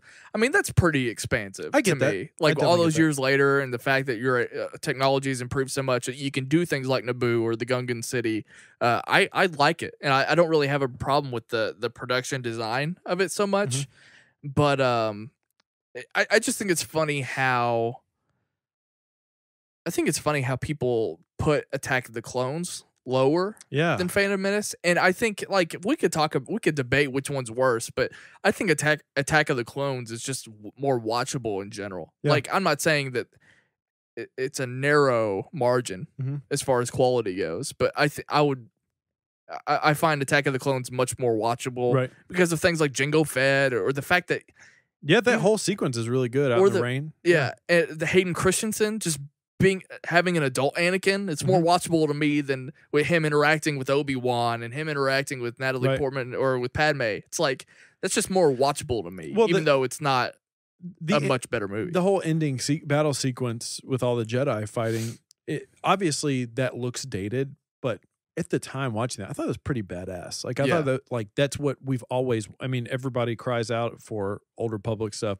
Armies of Jedi fight. Well, you got that. I mean, you saw that already. Did you see Phantom Menace in theaters? I did. I saw it. Me too. Night. I remember. Of course, I was 9 years old, and at that point in time, I mean, I just didn't have any kind of gauge as to what this franchise actually meant to people. Oh, okay, yeah. But I mean, I remember. I thought you were going to say you didn't have a gauge of if it was good or not.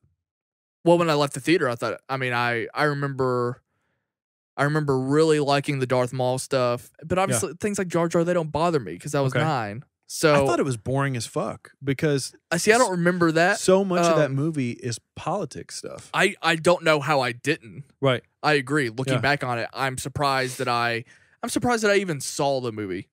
For one, but I remember walking out of the theater and I remember a few things standing out, but one being how cool I thought Obi-Wan was and Darth Maul. But it's like, I just think it's funny. I don't remember criticizing Jar Jar. I don't remember, I remember when they leave the Gungan city and there's always a bigger fish. Right. Like I remember things like that. And I guess it was just because that speaks to me as a child. I didn't walk away from it being like, I didn't like the politics stuff. Yeah. It was just like, I pointed out what I liked, but that was pretty much the extent of it. I just think it's funny. Let's talk about going in. So the one thing I haven't updated my opinion on Clone Wars or Revenge of the Sith, but Attack of the Clones. Well, the only reason why I correct you is because Clone Wars is a movie. Yeah. So let's get to Rogue One, because Rogue One is actually what spawned me to do this in the first place. And I just rewatched Rogue One the other day. And I still stand by it. There are some sequences in that film that are some of my favorite Star Wars sequences ever. Like, I think they're really cool. I think cinematography-wise, there are more cool things going on than even The Force Awakens. It's such a good-looking movie. It's a great-looking movie. But in general, I think there is just a huge gap of that film that is just not super interesting to me. And I think, it's just an odd movie because it ends so strongly that the rest of it, I just don't really care for. It's a very lukewarm, no pun intended. It's a very lukewarm Star Wars film for me.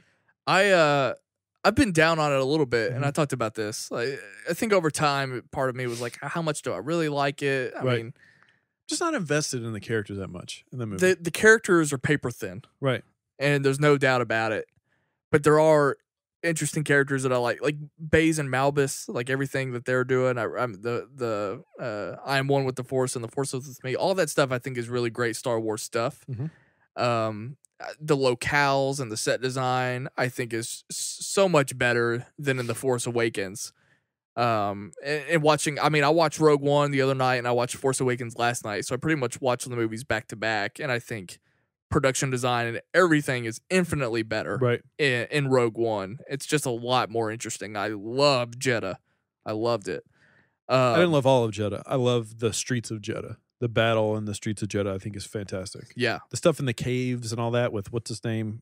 With Saul. Yeah, I'm just You know what's funny? I think that's one of the best Jen scenes is when she's watching Mads Mikkelsen's message. I'll tell you one sequence that I think is actually kind of boring is when they go to, where are they mining for kyber crystals? What's that planet? Jeddah. Is that in Jeddah? Yeah. Wait, hang on a second. Where is Tatooine Light? Jeddah. Okay, but where it's raining and they kill, where Galen is? Yes. That's Edu. That's where they're mining for kyber crystals. They're mining Jeddah for kyber. That's why they're there in general. And that's the bombing scene where that tank is coming through. Saul's rebels take those cartridges of kyber out of the vehicle. So they're mining on both planets. I think they're just, that's R&D on Edu. Oh, I don't think okay. they're not right. mining there. You're right. So anyways, It's where the science team is. I think on Edu, I think that sequence is kind of boring, actually. Yeah. The obviously the closing is amazing in that film. Yeah. Yeah. I think the characters are paper thin, and there's some things here and there that I agree to for the most part that it might slow down a little bit, but I think that and you can slow down. It's just if you're going to slow down, you have to really be invested in the characters, I think. That is a much better example of a Star Wars story than what we're going to get with Han Solo. Like, I know that people might be tired of seeing the Death Star, or maybe they don't like that it's a prequel that goes right into A New Hope, but it's like, I think people were asking for that type of movie more than they are with Han Solo.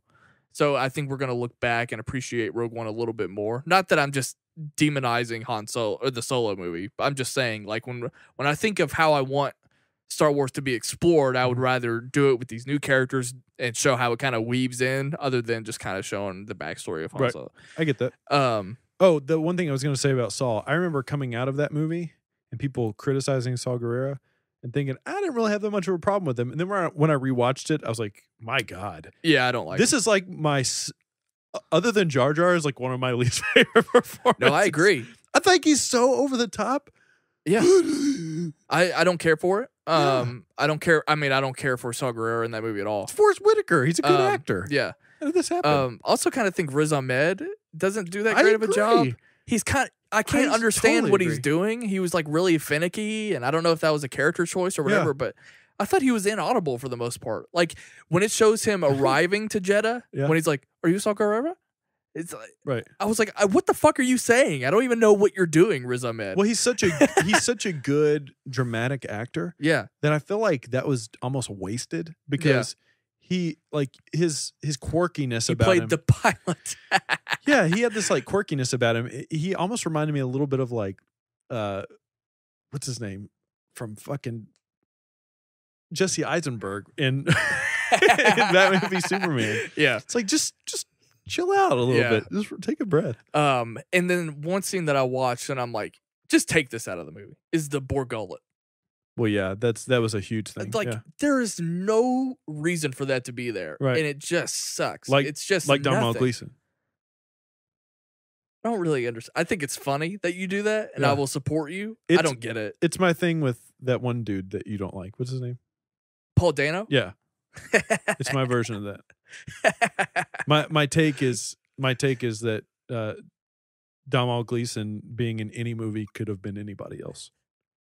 And it literally stems from the fact that I saw him in Force Awakens. I was like, that's cool. And then I saw him in Ex Machina. And then when he popped up in The Revenant, I was like, why him? Why is he in this movie? That could have been anybody else, but you just got this one actor. Like, you could have gotten any other actor to play this role. You want to know what's funny about that take? I had keyword that exact same take, but about another villain in The Force Awakens. So not who? Adam Driver as Kylo. No. It's not like you could see Adam Driver in an abundance of things. Well, look, I'm not saying he's a bad actor. That's not what I mean at all. But I haven't seen him do anything particular. Right. Or like, this shows me how good he is as an actor. Like, nothing outside of the movie? In general. Even in Force Awakens? Yeah. Really? Yeah. He's one of my favorite parts of that movie. Well, I'm not saying he's bad. I'm just saying I don't see anything particular about Adam Driver, and I've seen him in plenty of other roles, and it's like, I don't know what it is about him that shows why he's better than anyone else. Wow, okay. And what I really love about his Kylo Ren is I love the way his voice sounds behind the mask. I couldn't agree more. I think the voice with the mask is so cool, and I think that's really special in particular to him. But like, I don't have a problem with the character. I just had a take after The Force Awakens. Like, I wonder how many, like, why Adam Driver over anyone else. Is he the most iconic thing about Kylo Ren as a character? Is he the most iconic thing about this new wave of Star Wars films so far? Before seeing Last Jedi, maybe him and BB-8. Okay, Probably fair. the two biggest things as far as iconography goes. Yeah, I would say Kylo or BB-8, right? Which is interesting. Just because there's not enough to I think nailed down Yeah. about Rey yet, yeah, or Finn for that matter. right. Maybe the bloody I also watched Stormtrooper mask. Yeah, definitely. I watched a behind the scenes featurette of Force Awakens that I hadn't seen before, and I I don't need know. to watch that. I don't know if Voodoo added it. I don't remember having it, but I watched it for the first time last night, and or not. I didn't watch the doc last night. I watched Force Awakens last night, but it was interesting to me how listening to JJ, and again, we've kind of talked. We've had different versions of this discussion, but hearing Christian, like on Jedi Council, just flat out deny that The Force Awakens is just a retread. I think he's gone back on that a little bit. I don't agree with that. I think that there are very obvious parallels. But I think the difference here is that I'm not holding it against the film. Like I don't have a problem saying, yeah, there are retreads. But I'm not saying that to hold it. I'm not saying it as a negative criticism. JJ was so open. And going back to the scene with Maz's castle, when you watch him speak about that scene in that behind the scenes doc that I watched, he says we thought that this would be our cantina. Yeah, I was about to say that before you even said it. He said those words, like this was going to be this, and so he embraced it, and I'm fine with it. And another point that my friend Cam made on Twitter, which was that people only want to bring up those criticisms because someone other than George Lucas did it, yet George Lucas did his retreads in his own franchise when he did The Phantom Menace. Phantom Menace has a lot of parallels between that and A New Hope, but people want to criticize Phantom Menace for everything else other than that fact. But when J.J. Abrams comes in and retreads it, then that's when people have a problem with it. And I think that that's interesting. But again, like Starkiller Base, I watched Force Awakens. We have a tradition. Tradition that's only lasted 2 years. On Christmas Day, as a family, a bunch of us go see the Star Wars movies together. So we're all going to go see The Last Jedi together. And I wanted to sit down and watch Force Awakens with them again as a refresher. And my mom's boyfriend was there, and he had never seen The Force Awakens. And one of the only times I heard him comment on the film was when they showed Starkiller Base, and he said, how many times are they going to blow up a Death Star? Right. And I was like, look, that's 100% valid criticism. I think that, and I told them, I was like, look, I think I give this a pass.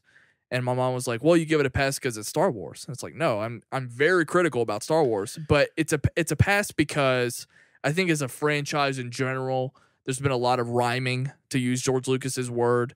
But at the same time, it's like, if you want to compare what's happening in Star Wars history versus actual history and sort of how it repeats itself, and the fact that like Kylo Ren in general is someone who has to live under the shadow of Vader, it's like, I think it kind of makes sense for him to make his own Death Star. It's just like, well, I just don't think it's a massive departure. But the problem with the retread argument is that just because something is taking cues from something else, that's not a negative criticism. It's just not. Right. I mean, you just made my take a whole lot more punctual than I did. Well, I mean, just the fact that if you do it well and it's still an enjoyable movie, then a good movie is a good movie. Like, and I say that all the time about songs. Like, if there's a song that is so corny out there, but at the end of the day, it's gotten stuck in your head and you enjoy listening to it and singing it, well, guess what? All the little nitpicky bullshit that we can go through about it that's exactly all it is it's just nitpicky bullshit. I think the greatest thing about The Force Awakens to me is that it doesn't rely on things pre-existing in the film to make it an interesting movie. You know what I'm saying? Like, and we talked about this off air, one thing that like I've seen Jedi Council do with Collider is that they constantly talk about this idea of, oh, well, what if we see something from Rebels in the Last Jedi, or what if they're calling back to something from the Emperor? And it's just like, well, what if it's like The Force Awakens and it's completely new? The fact that going into that movie, everybody thought that Finn was going to be the Jedi wielding the lightsaber, that completely flipped it on its head. The fact that nobody had ever heard of a Snoke before is bizarre. And the fact that there is a gap of time. Well, early on we knew Finn was a stormtrooper. I know that, but we never saw Rey in a trailer wielding a lightsaber. That's a fact. I went back and watched the trailers last night. And it's just all baffling to me. And then I feel like nobody talks about the fact that there is a gap of time between The Last Jedi and The Force Awakens. And yes, we're getting content now that is full of mystery that's yet to be discussed, but yet Return of the Jedi, not Last Jedi. I'm sorry, yes. Between Return of the Jedi and The Force Awakens, that we've barely even scratched the surface on what happened between that time. In fact, so much of what we're going to see moving forward probably hinges on what happened in that time span. That's why I don't like living in the past. It's just like the future is so exciting to think about and to theorize about. So to hear that the reactions coming out of The Last Jedi are it's going to change things moving forward is scary, I think, for fans that have spent so much time trying to build their foundation on what's happened in the past. But I think it's exciting just not knowing where we're going. I definitely kind of fell into that. I thought Finn was going to be the one wielding a lightsaber which is funny looking back, like why would you think that your main character, Rey, wouldn't hold a lightsaber, but Finn would? So I just kind of thought that was funny. But like I made a video where I put together what I thought would be the narrative, and I used footage from all the trailers. And one thing I said was there's the shot of Han Solo taking Finn to Maz's castle, and I thought that was a Jedi temple, and Finn was going to train as a Jedi and be ready for the fight against Kylo. That was something I predicted. So I think that's kind of funny. But I don't remember what my point was going to be. Oh, I do. It's the fact that like I've never even really been big on theorizing what's coming next. Like I don't know how. Like I think it's really interesting listening to Star Wars shows and they discuss what they think they're going to see. But it's like there was also a time when people were like, I think we're going to see Anakin in Episode 8. And I think that they're going to clone Anakin. It's like sometimes I think that some of the theories are so off base. Like going back to what Rian Johnson has talked about, going back to like the whole Knights of the Old Republic argument. I think it's Kathleen Kennedy also is very big about paving a new way for Disney and Star Wars. Right. Moving forward. I just think that there are part of me thinks that I'm tired of the theories because we can only grasp things that we already know. Yeah. And so it's like, and they would be pretty bad storytellers if we could build the whole movie from what we've already seen. Sure. I think it's interesting hearing what people come up with, but I've never been able to do it myself. So, like, if you were to say, what do you think we're going to see in The Last Jedi? I have no idea. Yeah. I'm not confident that I'm going to see Rey turn dark. I'm not confident I'm going to see Luke turn dark. I'm not confident I'm going to see Kylo turn light. I'm not confident that I'm going to see a lightsaber fight between Luke and Snoke. But people that we follow are like, yeah, I'm pretty sure we're going to have to see Luke fight Snoke. But why? We've talked about that. How do you before, come up with that? Like, I'm just genuinely curious. I'm not saying I think you're totally wrong. Placing your bets like, with little information. Yeah, I just don't know where you're going. Like the people that are predicting what's happening in Infinity War already. Exactly. That's what Spider-Man I'm talking about. Is surely just going like, to die. I haven't watched any of that Star Wars footage and just come up with, Luke's fighting Snoke. It's like I just don't know. Right. But that's part of what's exciting. Well, I think too is they're again relying on what they know of the past. Like I'm sure, and you know who's actually better about that. And I'm not throwing shade at Christian. Obviously, I think his fandom just so overwhelms him from time to time in a good way. But one person who I think is very good at coming to terms with their fandom and knowledge of Star Wars and saying maybe we don't know is Ken. I think Ken Knapsack often can sort of and for people who don't know who we're talking about, it's just somebody at Collider, but he's a fan that I enjoy listening to his take as well, because he offers this perspective where I'm going to throttle what I know back, because a lot of what happened in the extended universe and all this could just be lost forever. Right. Like, it's not always they're going to go pluck somebody out and put them back over here. Like, it's just, they could just develop somebody new. Real quick, I do want to talk about the original trilogy for a second, because one of the best things that Rogue One did, in my opinion, was I think it made A New Hope a better film. It makes it just more interesting. Absolutely. Going back into, prior to updating my opinion, I think my ranking was Empire 1, Jedi 2, A New Hope 3. And for a long time, I was just like, I'm not that interested in A New Hope. I'm just not that into it.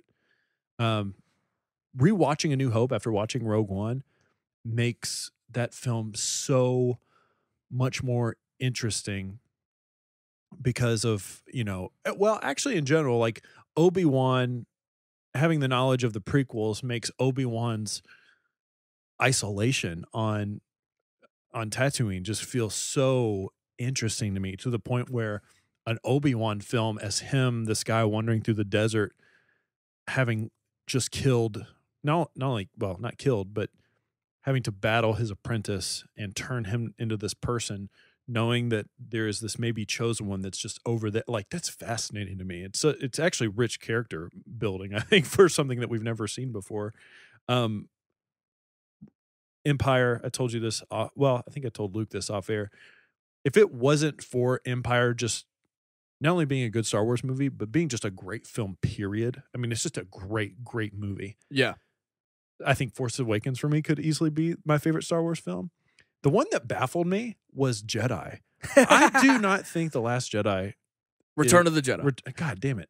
I do not think Return of the Jedi is a great Star Wars movie either. I actually think it's not as good as Rogue One. Again, I need to rewatch it, but it's fine. Like, I'm thinking about the beginning of that film, and I don't think it's that great. Like the stuff in Jabba's palace, right? It's that sequence takes forever. It does. I'm not even saying it's bad necessarily. Right. I'm just not interested in it. Like, it's kind of boring to me. Like, and there's a lot of iconic stuff in there. Luke fighting the Rancor, and then going out to the Sarlacc pit and all that stuff. It's like, part of me just like, it's not as cool as I once thought it was. Like, part of it's just kind of uninteresting. The Sarlacc pit fight scene is cool, except for the fact that so much of it is a cartoon. Like, first of all, the Sarlacc pit looks ridiculous now because of what George Lucas did to it. It's completely CG. Well, so does Jabba's palace. Yeah, absolutely. And you have, obviously I love Jim Henson. I think he's great, but his little Muppets hanging out on that ship just don't make the cartoon any better. And then you have Boba Fett, one of the fan favorites, who literally dies because of somebody accidentally bumped into him, and he just falls over the fucking edge. I mean, it's just such a ridiculous. But then Luke fighting is really cool. Is Obi-Wan fighting Jango a better fight than Luke and Boba? Absolutely. That's great. The other thing that's just like a stark difference in how interesting and uninteresting it is, when Luke goes back to Dagobah to see Yoda, it is like, in Empire, it's fascinating because you're seeing him train, you're seeing him become this person.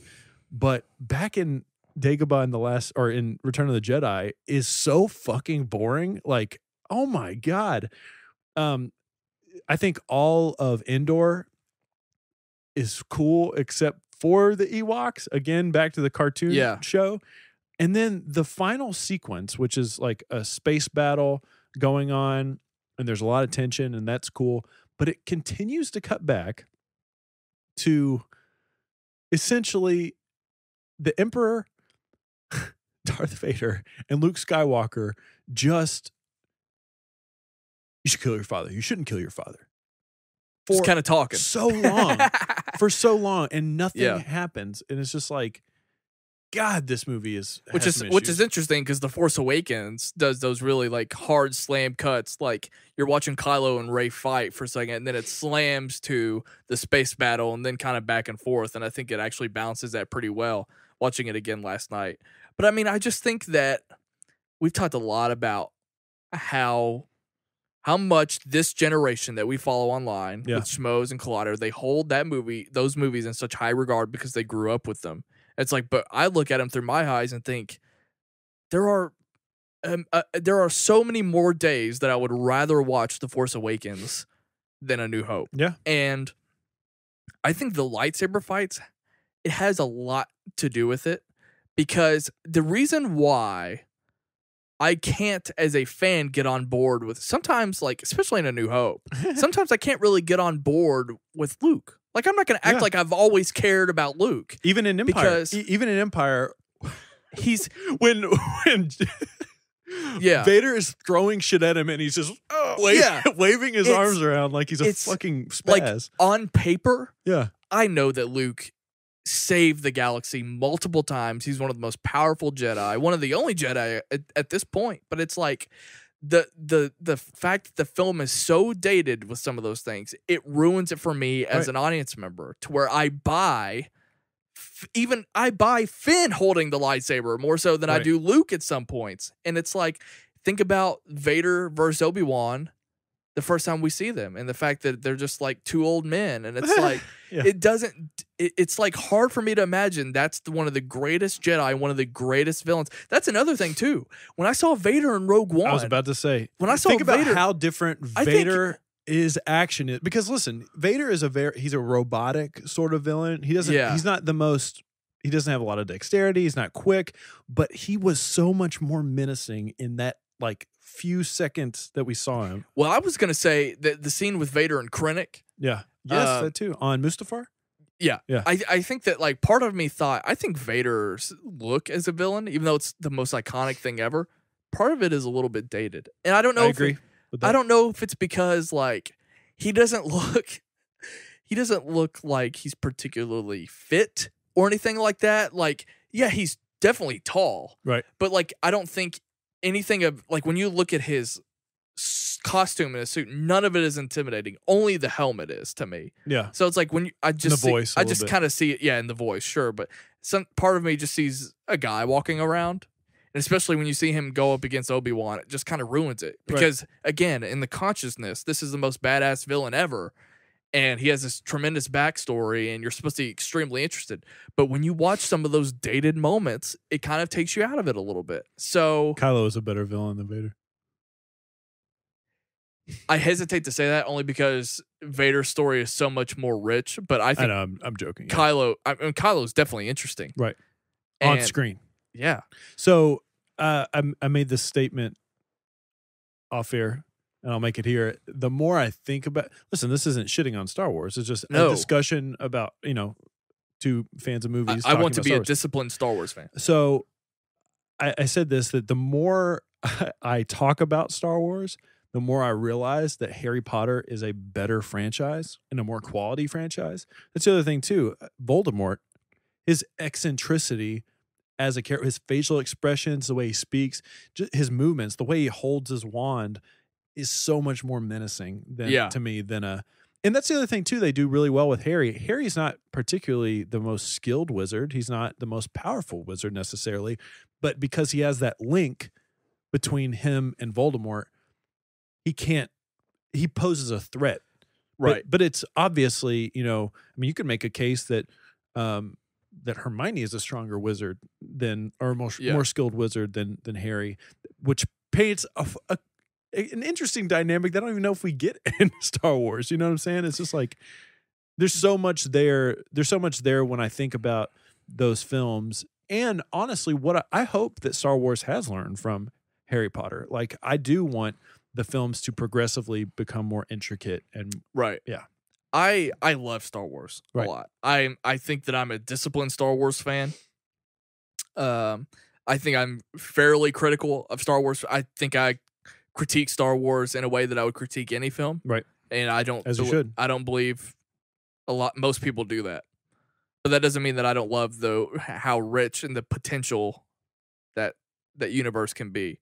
I anticipate Star Wars movies more than probably any movies out right now, even Marvel films. Sometimes I walk away from Marvel films and I'm just like, yeah, that's a movie. Right. But I'm not hungry for it. Like, I'm not hungry for Thor Ragnarok in the way that I was wanting to rewatch Force Awakens and Rogue One in light of The Last Jedi. Like, I'm not going to revisit Ragnarok before Infinity War. I'm just going to see Infinity War. I think even the ending of Deathly Hallows Part 2, I don't think I've had how emotionally involved I was with that finale. I don't know if I've ever had a moment quite like that in Star Wars, even though the Han Solo thing was pretty significant for all of us, I think. I just think that I think that we can be reasonable about Star Wars, but that doesn't mean that we don't love it or care for it as much as anybody else. Well, I think there's a bunch of younger Star Wars fans who probably feel similar that we do about The Force Awakens. The Force Awakens could have been, the first Star Wars film they ever saw in theaters that maybe made them fall in love. So to hear a lot of these fans hype this praise upon something that they just don't have the attachment to in the same way, I think our ability to be honest and objective about these Star Wars films, that's what makes me so excited moving forward. Well, you mean like admitting that there are people who just don't care as much? Like admitting that there's a generation of people out there right now who just aren't going to connect to Luke, or they aren't going to connect to those older films in general, and that this is someone's start. Yeah. Well, the fact that there, I feel like, and I could be wrong about this, but I feel like a lot of people aren't as excited about the future moving forward of Star Wars because they don't know about it as much. We've talked about that a handful of times now already. Whereas some of the younger audience, all they want to do is move forward. Yeah. Because all they can connect with is The Force Awakens. Right. And I get that. Yeah, I just think that's fascinating and that's interesting. My nephew will be turning 7, and I've thought a lot about, like, am I going to introduce him to a number of things? Right. But I want to introduce him to Star Wars, and I thought a lot about how I would in terms of the order of the films. Honestly, I think I would start with The Force Awakens.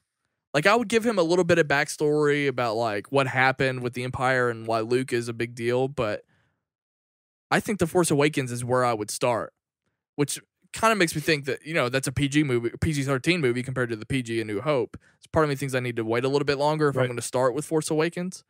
But yeah, I just think that there are things that there's a distance now from the upcoming generation of some of those older movies that I think, like, that there's somebody, again, the way that I connect with Rey and Finn more so than some of the older characters. Yeah. It's just the reality. Well, I think the further along in time we get, I think the harder it's going to be for think about how we perceive Blade Runner. Yeah. I mean, I feel like it's going to be harder for people to get into it if you have to. And I think Kathleen Kennedy has talked about that in the past. You can find, I remember thinking it because I was excited about when she said it, that again, under Disney's purchase of Star Wars, that they do want to write their own history. And not rely so much about what happened back then. I think that's an honest take. Before, I don't know where you want to go to end this, but I do want to ask you this question. Even though we do have our nitpicks and whatnot of Star Wars, it's unavoidable that we are as invested into it as we are. We do have this fandom still. There aren't a lot of things that can compare to this type of fandom to where you do sort of think about what's going to happen. You are anticipating it. You are on the edge of your seat. For me, the other things that exist currently that I get this way for, really, the only thing that comes close to it is probably Game of Thrones. Like, I get this way about Game of Thrones thinking about what could happen. Obviously, that's coming to an end. You and I share an affinity for Lost. What else have you felt that way for in pop culture? Maybe not pop culture, but with movies or television in the past. I don't think as far as movies go, I don't think anything has compared to Star Wars. I don't feel this way about Marvel. Or DC. I don't feel the same way about it. Yeah. I mean, this is just kind of, and it could be because so much of the Marvel and DC stuff is already written and adapted from existing source material. Yeah. Where Game of Thrones is too, and maybe because I'm a little bit spoiled. Like, I still don't feel spoiled for Star Wars yet. I don't either. Yeah. I've said it a lot, and it's 100% true. Episode 7 was announced, before I knew it was The Force Awakens. Everything that happened after Lucasfilm bought Disney, I thought about Disney bought Lucasfilm. Thank you. Yeah. I thought about Episode 7 and what that could be every single day for 3 years. Yeah. Up until I finally saw that film, I thought about it every single day. And I cannot think of anything else that has even come close to that. I said that, like, J.J. Abrams directing Star Wars was one thing for me. That meant so much to me. And I also went on record that, like, when I found out that Rian Johnson was directing the second one, that weirdly was a much bigger moment for me, because I realized it's not just about JJ, it's like everything else. Like, what else it's not just about Episode 7, the thing that I've been obsessing over. It's so much more than that. And the new canon, even though I don't read every single thing, I'm fascinated to learn more about it, because nothing like that exists elsewhere.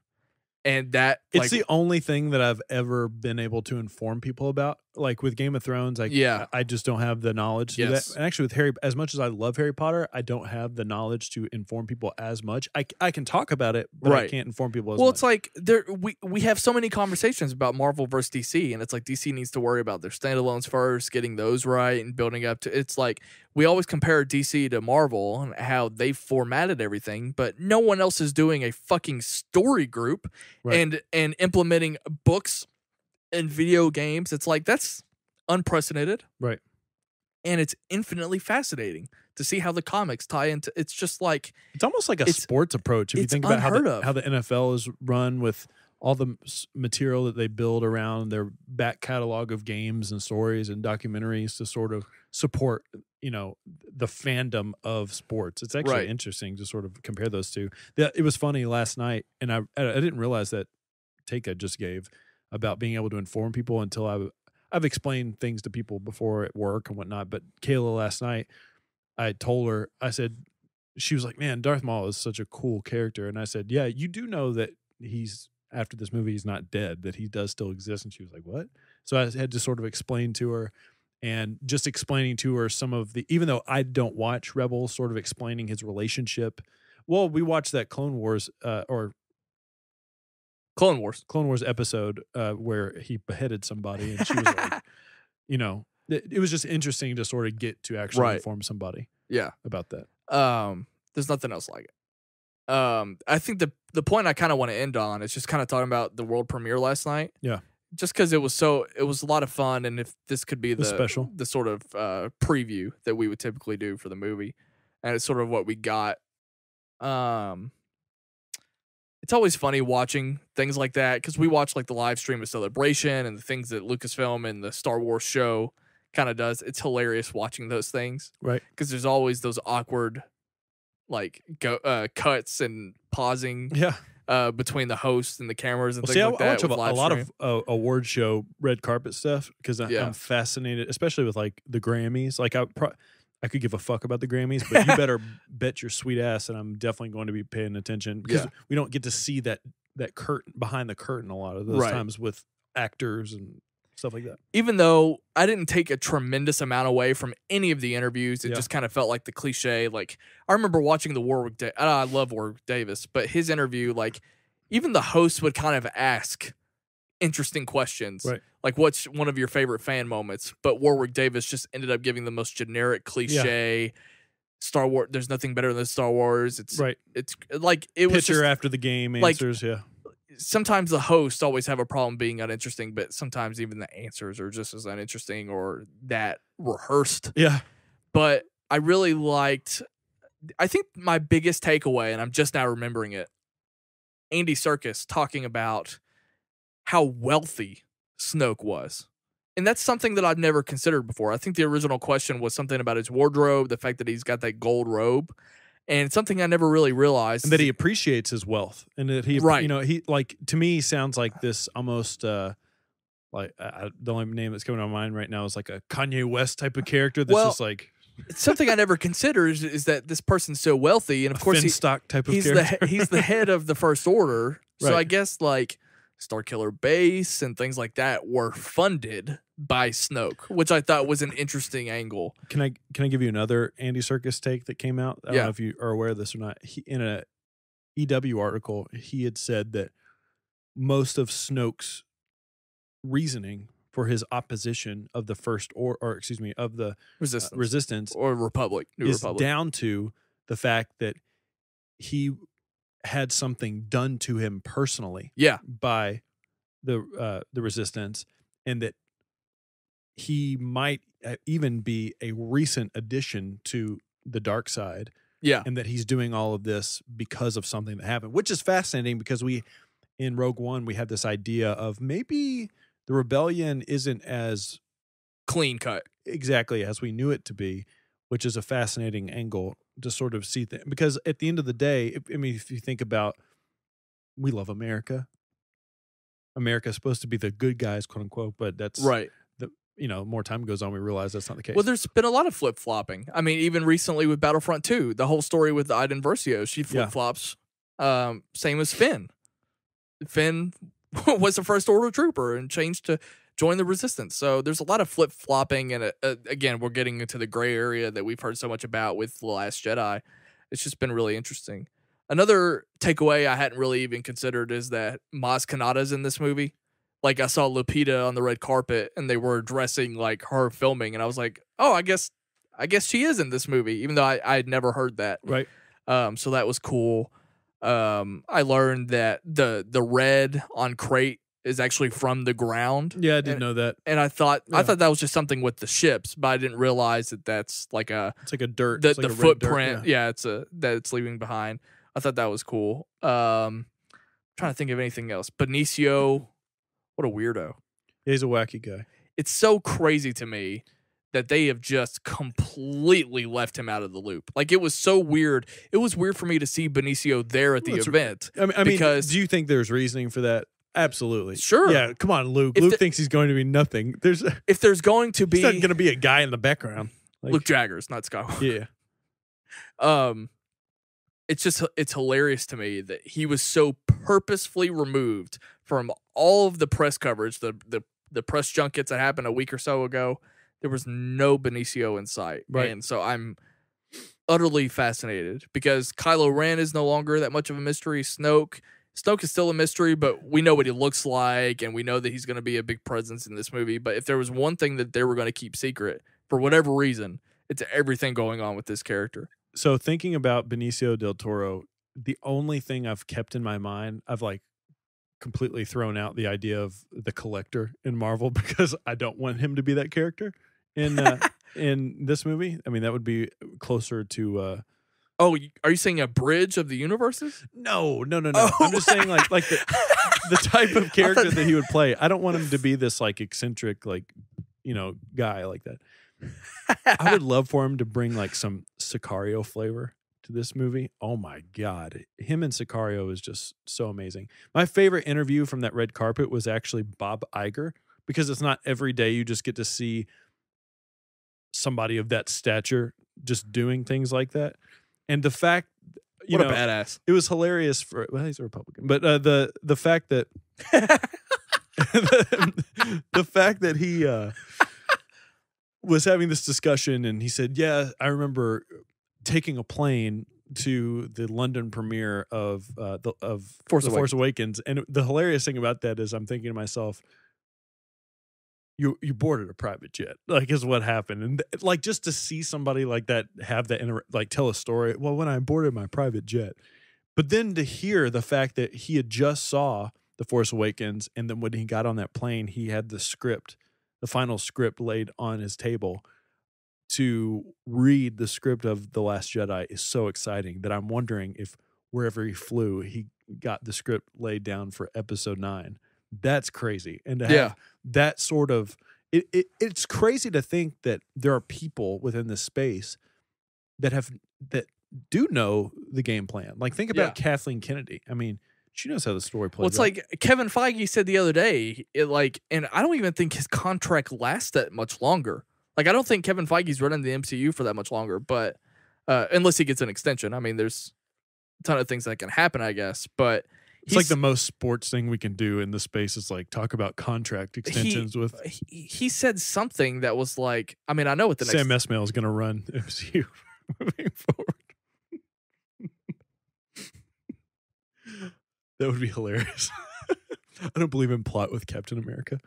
I'm sorry. Go ahead. More about Sam Esmail later. I don't remember the exact number, but he just said something like, I already know what the next 10 years of Marvel are. Right, of course. It's like, but you only announce those things 2 or 3 years ahead of time. But he's like, it was something like, I know the next 20 movies or something like that. And I was like, my God. Well, it's just crazy to know that there's people out there that have, because we operate so much into speculation, that there are people that exist out in the world that do know that. Like, yeah. I mean, I personally don't think Rian Johnson has a specific idea of anything with his trilogy. I think, that was another thing. Well, no, I mean, I think I kind of think he does to an extent, because I think he has an idea of what he wants to do. Kathleen Kennedy said that she didn't approach him until they were done filming. Right. Which means that he's had some kind of inkling that this deal was in place for like over a year. Right, of course. Because I was like, it's just nuts that stuff comes out in the press a lot of times a lot later than when it's actually conceived. So I think it's fascinating. It's also just kind of nuts how long it takes to get all this stuff together. Let me ask you, the patience involved. My God. This is my last question, and then we can do whatever after that and then take a break. But I think there has to be, with the reactions coming out, that the film is groundbreaking, that it does take the idea of Star Wars in a new direction. That has to be a little bit terrifying for Rian Johnson to then pass it off to somebody else. Like, this movie could be great, but the way it wraps up, because let's be honest, The Force Awakens, more than any other Star Wars film outside of maybe A New Hope, could literally stand on its own as one singular film. Whereas if this is part one of a 2-part chapter, I know it's part of a 3-part chapter, but if it's part one of a part 2, that J.J. Abrams could, I'm not saying he would, but could fuck everything up. Like, think about how hard that would be to just say, all right, you have the keys to the ship now. I actually am encouraged to hear that it is groundbreaking. And another thing that was mentioned, I don't remember who said it at the red carpet, but someone else said that Rian Johnson had last-minute tweaks of, it was what's her name from the story group? I can't remember, Rain or Reed or whatever her name is. Yeah, she spoke and said that Rian Johnson made changes to The Force Awakens. He ran it by the story group and they approved it, and JJ was willing to do that, and which is interesting to me. But it also means that, and again, we're forgetting how early The Last Jedi was actually a thing, like right. Before Friday. The story's been around for like 2-3 years, right? And JJ's known that. So even before JJ knew he was going to direct, he probably sat down and was like, this is what I would do in The Last Jedi. Like, he has had this stewing, whether he knew he was going to get the job or not. As a Star Wars fan, I know that that's what he does. And correct me if I'm wrong, but Rian Johnson did have his fingerprints on the script for the next film. That was supposedly reported. And I'm right. sure I'm sure that I don't think he wrote the treatment because right. JJ's doing that. But I'm sure Ryan was like, yeah, I could see this happening next, or I'm setting this up to happen next. Right. Like that kind of thing. Were you surprised that JJ wasn't there? He was. He was there. He just wasn't on the. No, he was, but he was there because someone I can't remember what it was. Someone on Twitter like posted a picture of him, and he was just like glowing, like he was so pumped to be there because it was after he saw the movie. But I think that, again, going back to what I said about feeling encouraged. Surely he had seen the movie prior to this, though. Maybe, yeah, probably. Yeah. But I mean, done and with an audience, things like that. But he's got to be a part of that inner circle. That's something that he more than anybody appreciates, is that feeling. Did he wake up this morning working on the next one in some sort of capacity? Sure, yeah. I agree. I think it's sort of like a game set match. Like, yeah. Like I think that Ryan's set expectation, broke ground, and I think JJ's encouraged by that and also challenged by that. That's why the fear of JJ's never been offensive. I agree. I don't care about that. That doesn't bother me. Not only that, but you and I obviously share that affinity for J.J. Abrams. Like, more than anything, all this guy's ever done is delivered. Yeah. And it's just sort of, it's just the same take that I've given before, but trust in this man. It's also like his reservations for directing The Force Awakens was that he didn't want to sort of do any kind of reboot or sequelizing. But it's like, I feel like the same way that he felt encouraged to do The Force Awakens, I think that it doesn't bother him to do yet another sequel because he actually has something of merit like to bring to the table. Like, I just think that only good things can happen. And I mean, we can debate. There will be a day where we debate which one's better in this new trilogy, as far as maybe the third one's not the best one, but it's like, I'm not afraid. And seeing the reactions last night, people thought it was groundbreaking, and they're processing things that they've never seen in a Star Wars movie before. Good. That is exactly what I want. I'm ready to bring this conversation full circle. We talked about Force Awakens.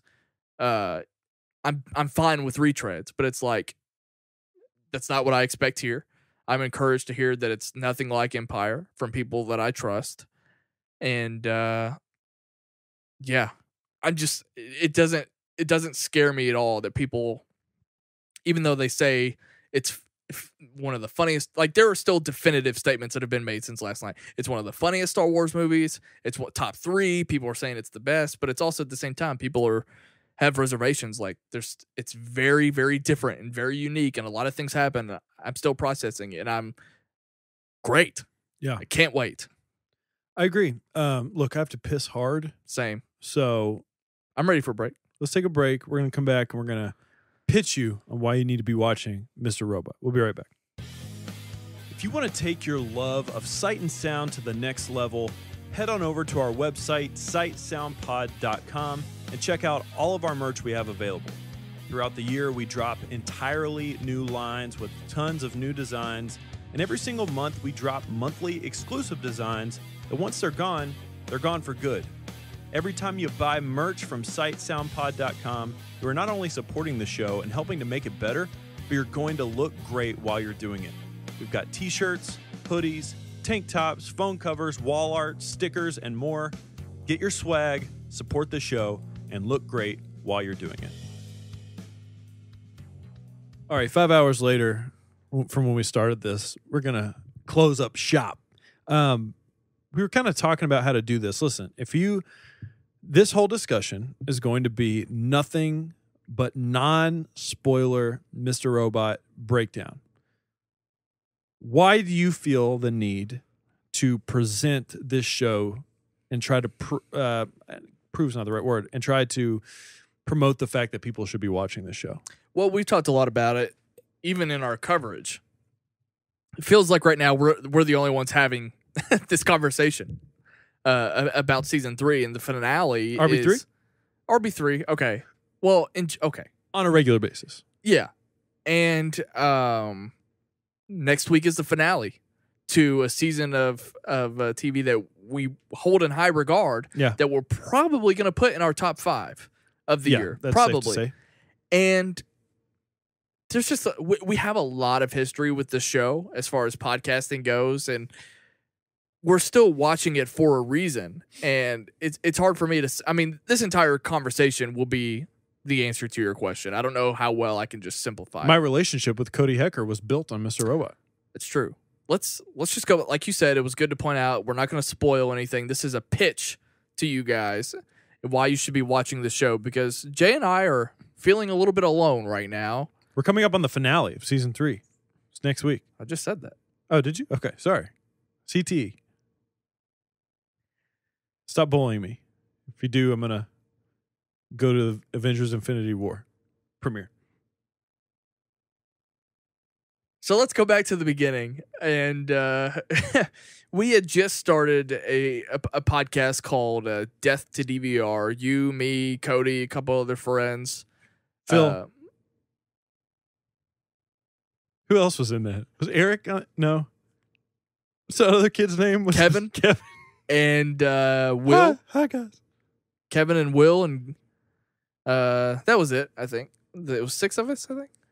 We started covering Mr. Robot on Death to DVR. For one, Death to DVR, the design was we were just going to follow hit dramas, and it was recaps. So we started off with True Detective, and then we went to another The Colony. show. And by the time we got to Mr. Robot, I think 1 or 2 episodes had already been out, And so my first episode recapping Mr. Robot was with Cody because Cody pitched me this show. And I remember hesitating because it was a USA Network drama. Right. And him and Kevin were going back and forth about Suits. And there was no way in hell that I was going to watch Suits. And so when I hear that Cody's like, oh, by the way, after Suits is a show called Mr. Robot. Right. And it was just like, I have zero interest in this. And Cody, I don't even remember how Cody pitched it, but he pitched it. I said, fine, we'll talk about it on Death to DVR. So Death to DVR became a Mr. Robot podcast, primarily because not only at the time were we one of the few people talking about that show, USA Network hit us up and gave us free merch for covering that show and really getting behind it. Because what we ended up getting, to Cody's credit, what I ended up getting was one of the best seasons of television, top 2 seasons of television of that year, because it went up against Leftovers season 2. It was my favorite show of the year. It just climbed to the top when it came to prestige television. Won awards so quickly. Golden Globes, Emmys. And that show does so much. And again, without spoilers, it is visually unlike any, and I'm ready for you to jump in at any point. It is visually one of the most unique and separating shows when it comes to, compared to anything else on TV.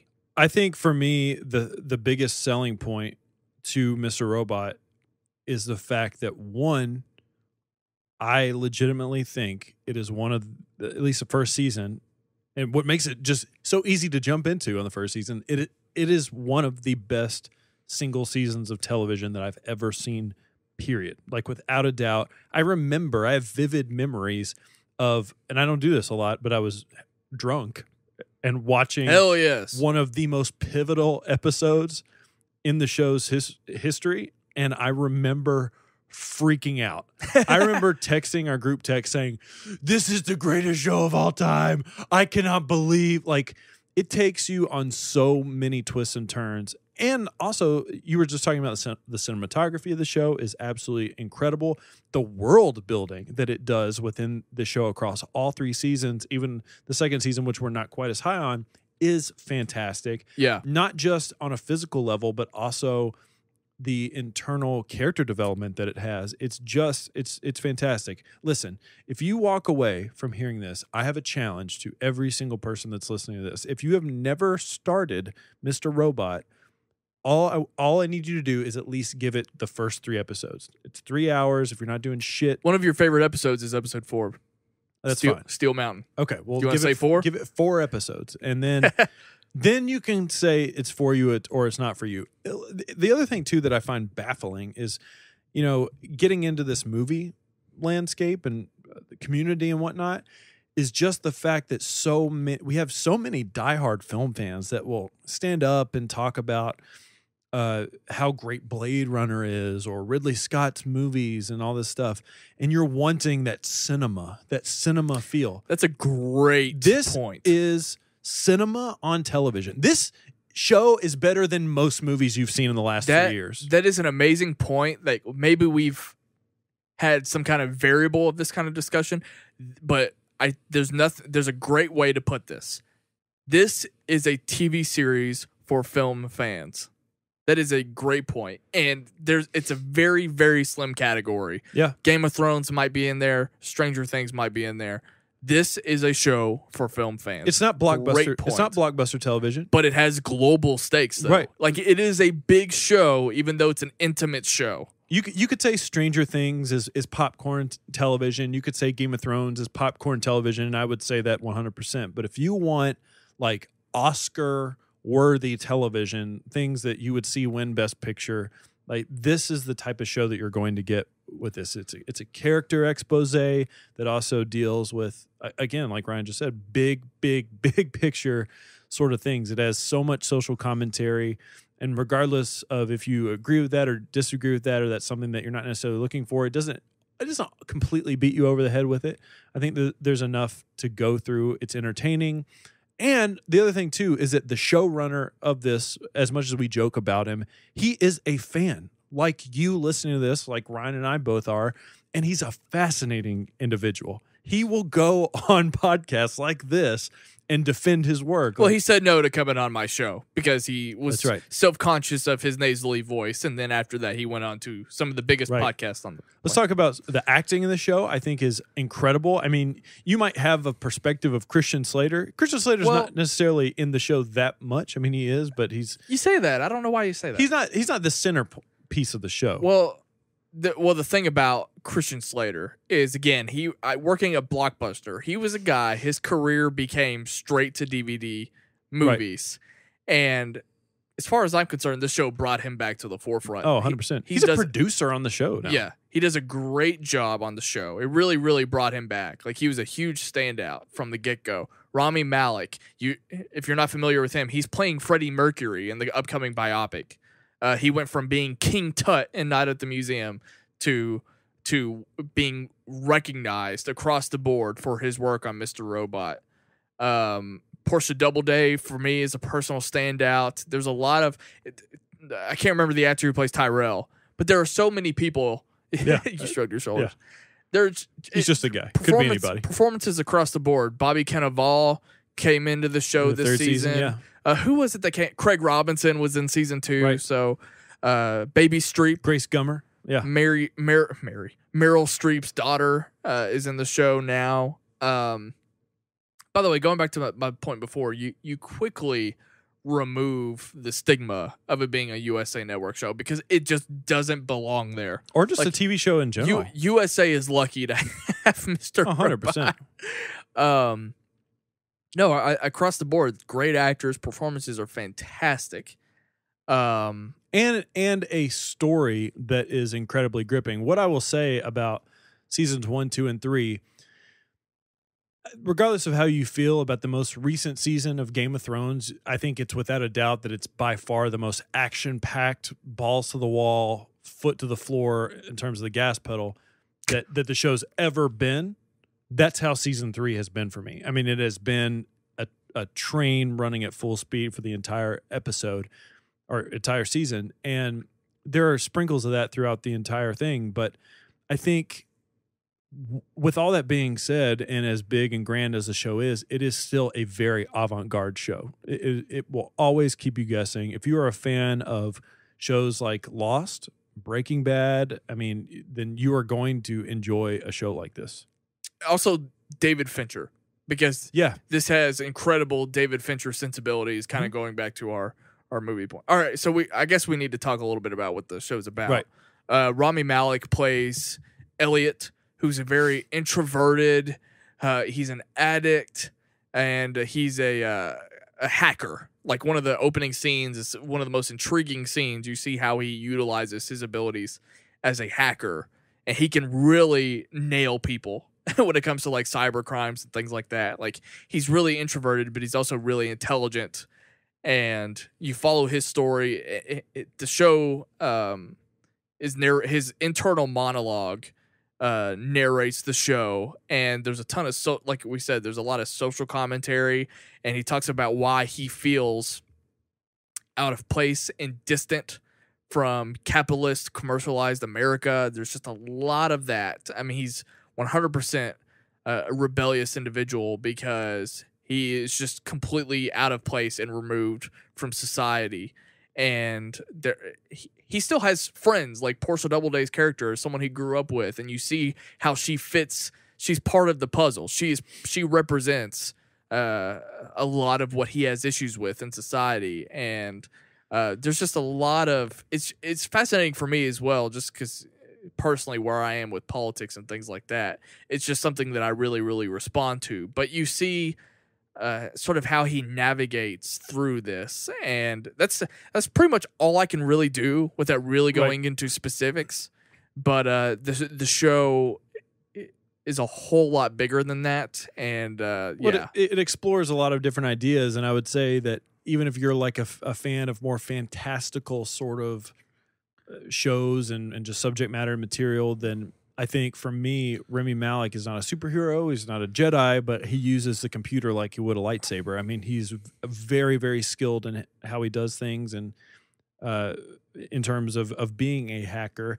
And there's a much bigger game to be played, so to speak. Not just physically, but also mentally. I think the fact that you introduce this character who is isolated, who might be struggling with some mental health issues as well, plays into the fact that his internal monologue, his internal dialogue that he has with himself and us as an audience is just incredibly, incredibly fascinating.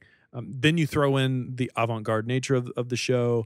You throw in the interesting cinematography. It just makes for a very, very enjoyable viewing experience. Yeah, we've never binged this show. We've always watched it from week to week. Right. So I can't speak to how binging the show would be, but I can tell you that watching it from week to week, at least specifically in season 1 and season 3, it's been nothing but enjoyable. So I could definitely see how this could be a relatively easy show to get through. Overall, the show has been a positive experience, right. But we've thrown it out before here on Sight and Sound that we were disappointed and weren't really that invested in season 2.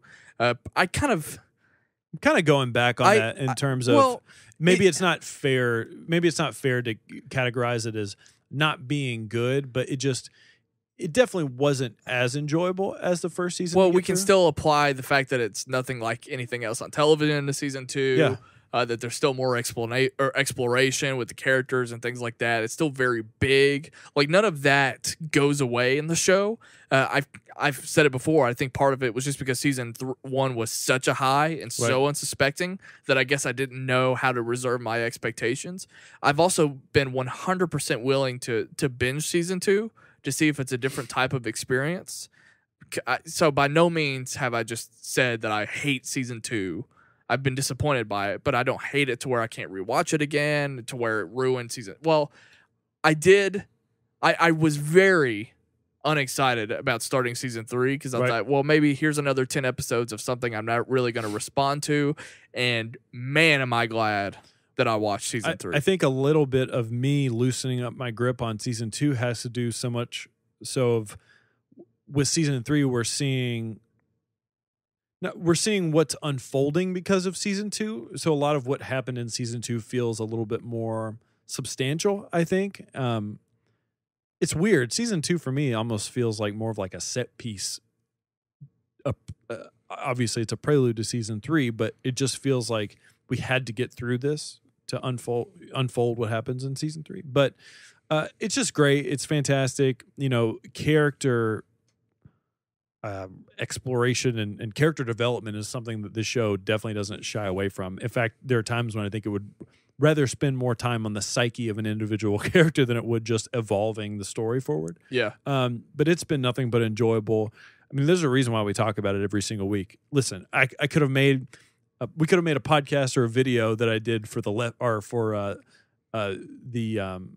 path where I just said we're not doing this anymore, but that's just not happened.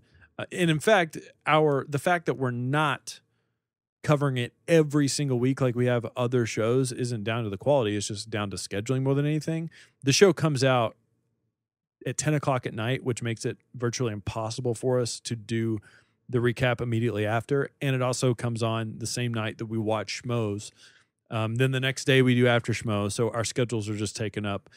So if there's anybody out there that runs a television network, don't put your shows past 10 o'clock, and don't put them on nights like a Thursday night, where it makes it difficult for us to podcast about them. Fair. If we have convinced you to start this show, if we have piqued your interest, if you're curious, season 1 and 2 are available right now on Amazon Prime. So if you have that service, you can definitely check it out and watch it and binge the first 2 seasons. I think a lot of people are going to be surprised. If you haven't given yourself to Mr. Robot, I think a lot of people are going to be surprised by this show. I would love to hear some of those thoughts. That way I can sort of revisit those feelings, how people felt about season 1. I'm also curious for new takes on season 2.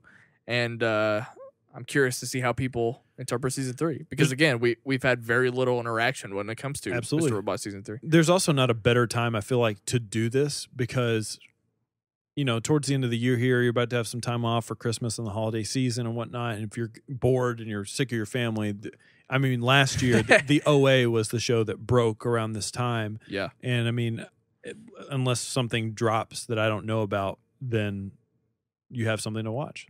Dark on Netflix. Whatever that Game of Thrones Western was. Actually, I watched Dark on Netflix, and that show was really cool, except it's a German show. And did you know this? I think so. It's German. The trailer has subtitles. It's overdubbed. So the overdub in English is to trash. I would much rather watch it with German subtitles on, but that's a different sort of, the show looks really cool. It's beautifully shot. It makes you want to live in Germany. But yeah, the overdubbing is terrible. Godless here's what I'll say about Godless real quick, since we're on TV and we're sort of wrapping up. I was on my phone and Kayla she's invested in the show, and I was watching it, and it seemed really good. The acting was great. It's in the past, I don't like living there, and Westerns in general just don't typically appeal to me.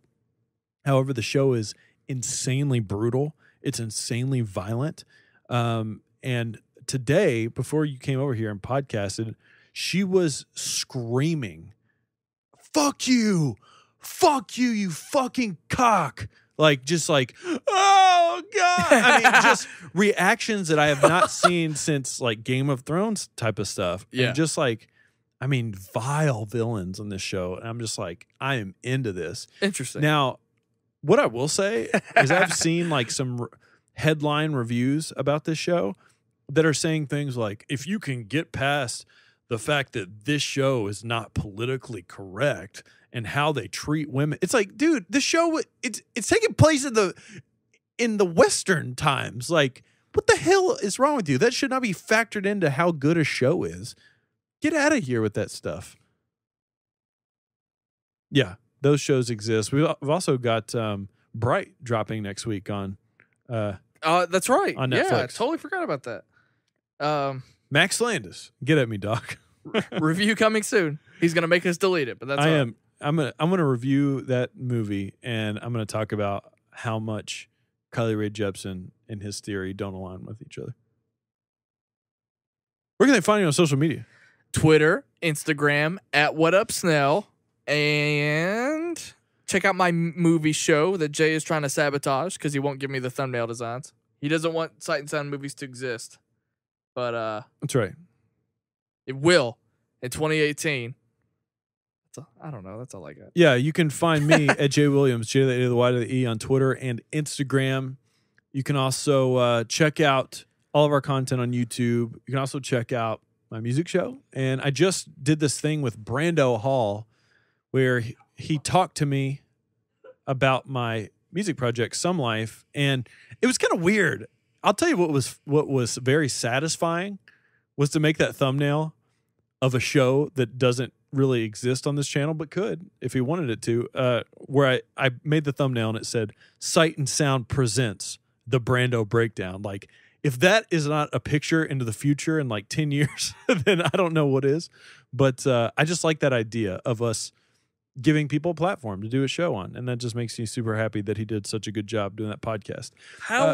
What's the plan? How are we going to review Star Wars? Well, that's what I was about to get into. So listen, here's what you guys have coming up for the rest of 2017. On Friday, when we go see Last Jedi, you'll also be able to get my standalone singles, my top 10 singles of the year video on YouTube. The following week, I will be uploading my album of the year list, 3 videos. And then I'm assuming that we're going to be doing a movies episode. I think, here's my vote, just as a fan of Ryan Snelling doing movie stuff, I think you should do a video review. That was always, yeah, absolutely. Yeah. I was going to ask you if you wanted to do it right after we watch it. I'm definitely not going to do that. You're definitely not going to do that after we watch it? No, I'm not going to do a movie review on YouTube for that film. No, I'm talking about a podcast, a movies episode. I'd rather sit with it for a little bit. I'd rather try to do it.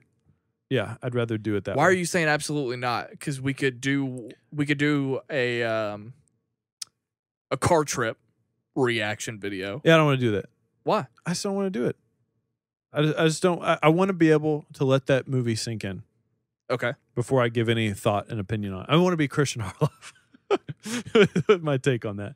But I'm fully down to do there will 100% be a podcast review that weekend. Absolutely. Like, I guarantee by that Sunday, we have one. If we get together and we do weekly, well, first of all, okay, let me just continue. We'll figure this out. Let me continue on with the rest of talking about the programming, because we will be doing a weekly next week, and we have to do our pop culture crown discussion before I leave for Florida. And I don't know when that's going to be, because I'm going to be gone the week of Christmas. So we're just going to figure it out. That's going to happen before the end of the year. You may only have one more Sight and Sound Weekly for the year after this episode.